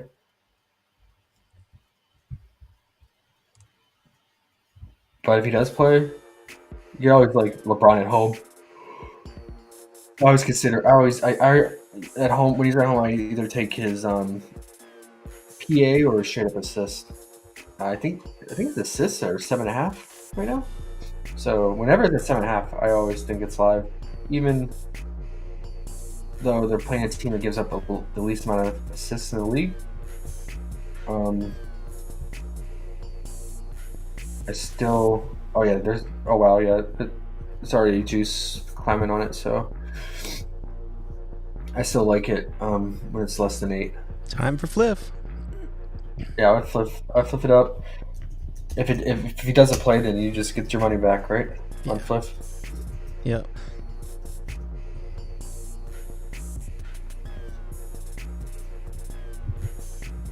And then let me check what his PA line is at.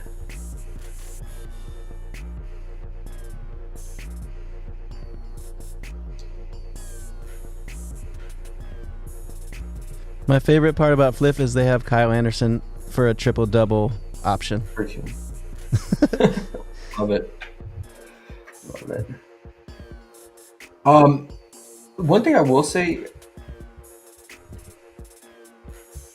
about Gobert here is like this is a really good stock upside for him. So I would consider his fantasy line if it's less than 37 to 38. Gobert's been on a mission, man. Gobert's been doing really good consistently too. Not his old up and down stuff. Yeah, I mean, yeah, and capping out helps somewhere big time, but and how active AD is down low, I think really good fantasy platform. Let's just check his recent history from that.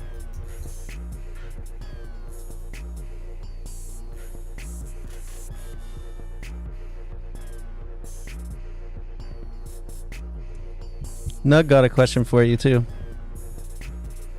When you get a minute. Oh yeah, he's average. He's average like over 3 stocks, like 3.5 stocks on the season this season versus AD.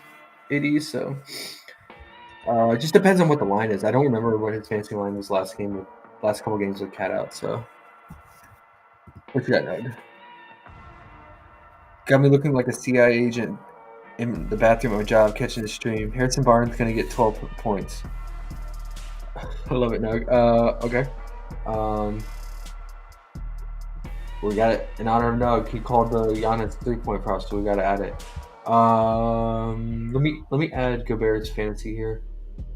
Let me see what his PRA line is, and I might have a better idea what the fantasy line will be.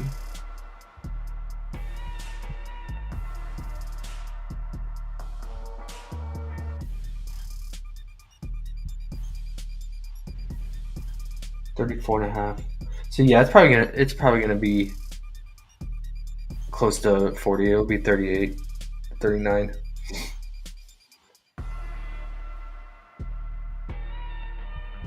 So let's play this full game because I mean I think this game could go distance. Let's say if it's 38 or less, and then I think you could consider his first half fantasy because that's. I imagine he's going to match AD's minutes. And AD plays the entire first quarter and plays most of his minutes in the first half and most usage. It's when LeBron, I think, plays a little less minutes in the first half. And then if the game's closer to trailing, he plays way more minutes and more active. I think last game, yeah, this should be right. Yeah, I think this is what it should be. We'll see if they tax it to 39. Harrison Barnes, is he at 11.5 points? This is the Nugget special. Where are you, Harrison? Warriors legend. There you go. Now we're gonna put his 1.5 threes as his alternate.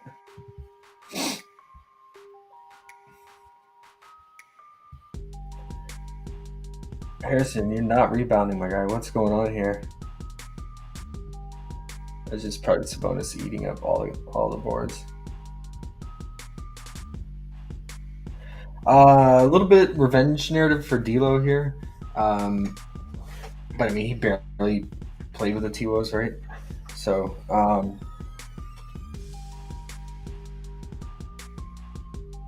but he's coming off his career game and broke a Lakers record.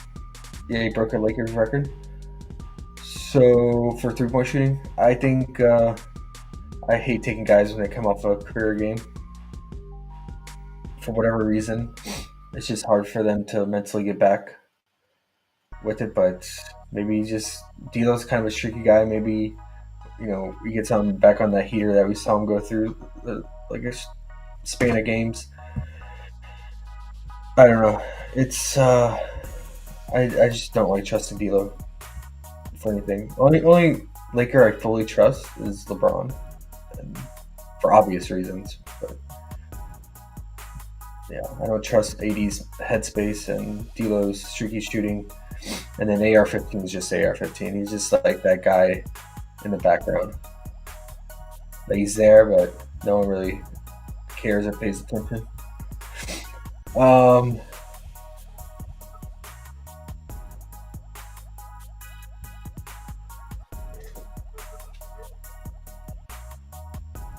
I was just taking a look at the Bucks props.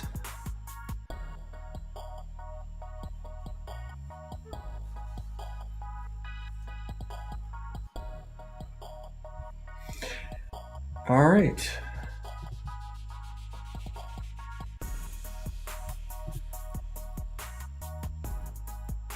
And let's just, before we get off quickly, I'd like to look through the first quarter lines, first quarter points.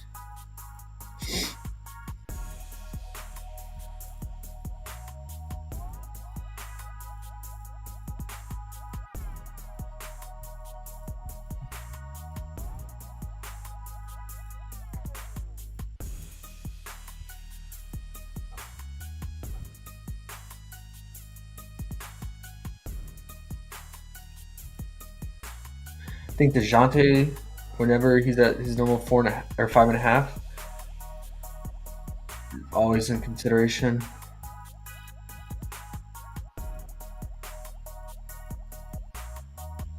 But the 3.5 lines are much nicer, right? Because they just need 2 buckets. I mean, the 5.5 it could be 2 threes, but you don't want to rely on 2 threes. But the 3.5 lines are usually the more favorable.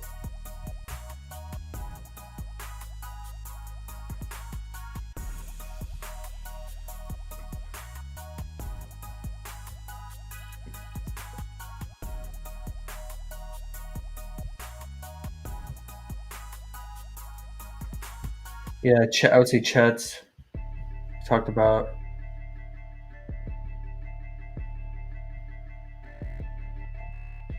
Man, Jarrett Allen's up to 5.5 now. It used to always be 4.5.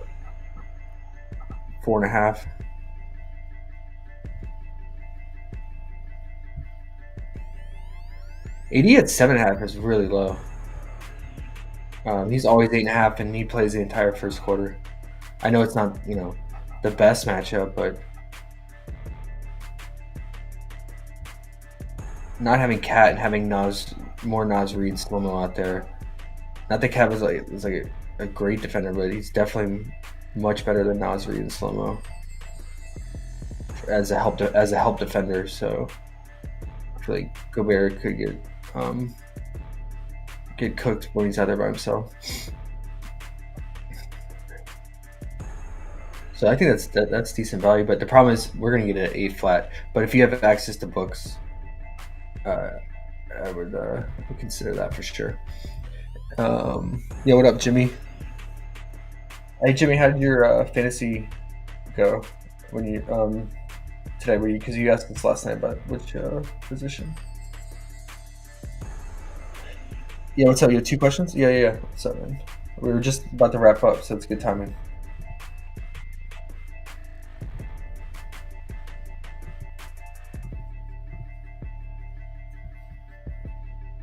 Oh, I need to add.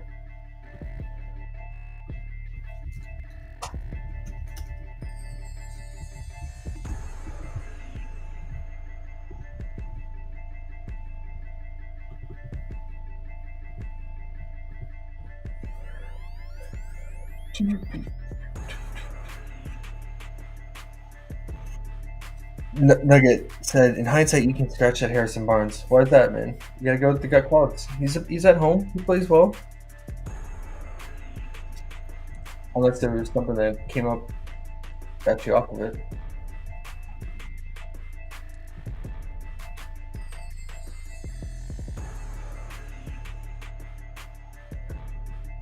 Oh, let me add for Bankero, there's alternate. Let me add his if we get his 0.5 dunk.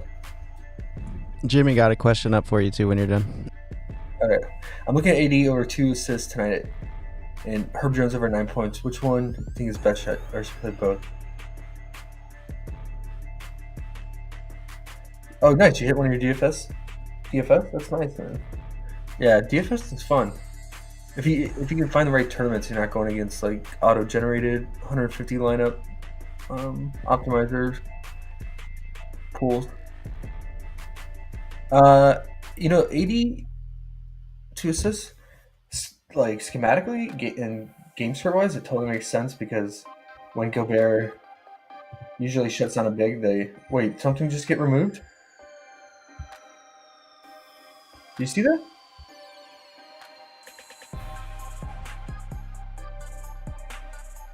Oh, okay, no, it was an error. Okay.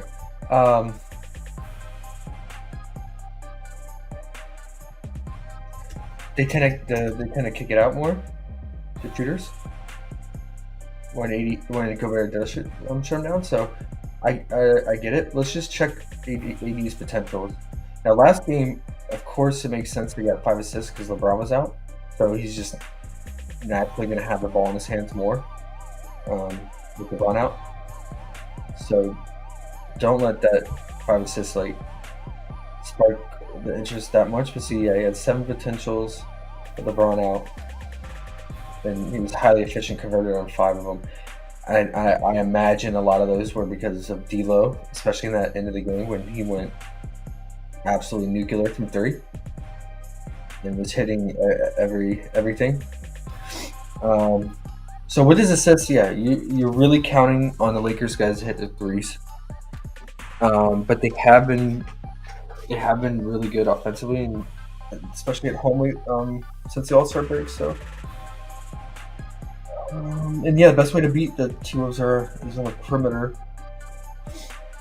Yeah, I don't think it's bad at all. I mean, and it's solid value because I think I saw it was like minus 135 on the over. So it's better to play it on a site like PrizePicks, I feel like, than take it in a book. But it's minus 130 now. I think it opened with more juice on the over, but so I would probably say I would have to go with that. I don't over Herb Jones. I can't trust Herb Jones, but that's just me personally. Whenever I take a Herb Jones over, it's his fantasy because he has stock upside, and he can get RA. But his scoring, it can be rough at times, especially if he's not hitting his 3 ball.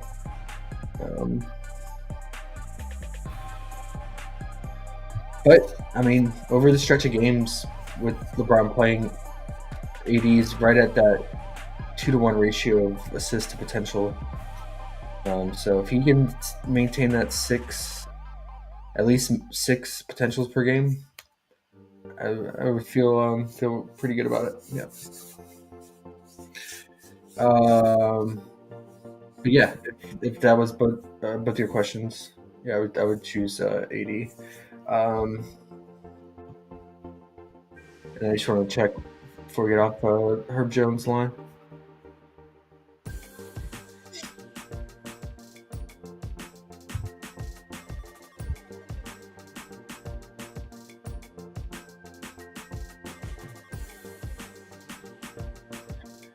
Okay, yeah, the juice on the over. Me personally, I know you're paying like a 4-point tax, but I would take Trey Murphy. I think you missed it as a start of the stream, but I like his upside more in this matchup because the Hawks can definitely get burned by 3, and Trey can knock down the 3 balls. Hey, thanks for selling, man. I'm glad to have you here, bro. Jimmy, thanks, man.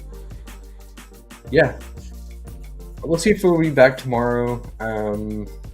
Might be pretty busy on a Sunday, but yeah, to be determined, and definitely back on Monday. But yeah, I hope you guys crush it tomorrow.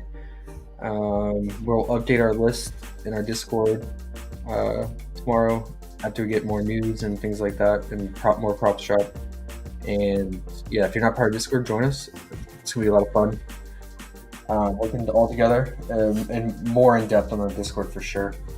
But I like doing these streams now because this is what I do on a nightly basis by myself anyway. So might as well just put it out there and hopefully, it helps people.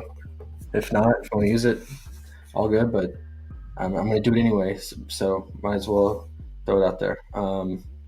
And yeah, keep it going. Keep doing it. Hopefully keep doing well. And let me recap real quick. If people are just going to fast forward to the end, this is kind of the targets.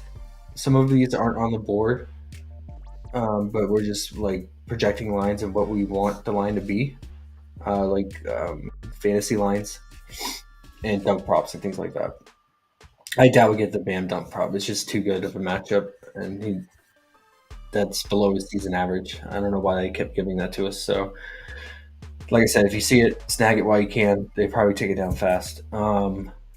You could consider Jimmy. I bet we're going to get Jimmy's 0.5 dunk, but sometimes he is just taking a little mid-range or getting a lot of layups. Yeah, he gets a lot of layups, so it's not the most ideal compared to Bam, obviously. And then, a lot of these, I think a lot of these probably won't, just based on the initial market like value. I don't think a lot of these will bump. I mean, LeBron, we'll definitely get him at 8 because there's already heavy juice something over. But like I said, play it in the books. And then, a lot of these won't probably bump. We'll see. It's always changing, right? But, and I think, did I miss? Oh, yeah, I forgot to add Trey Murphy and Sadiq Bey. RA, if you want to play DeJounte's assists. I think that's a decent value. Game stack too on that. And then Jalen Williams or Chet's first half against Memphis. I forgot to add those to the list, so I'm going to put that. Oh no, I have Sadiq's here. It was Trey Murphy.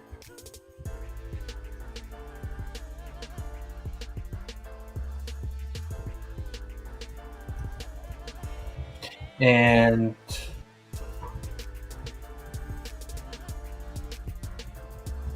J-Will.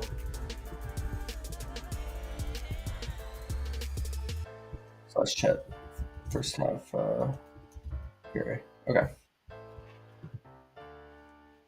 And first quarter point for chat.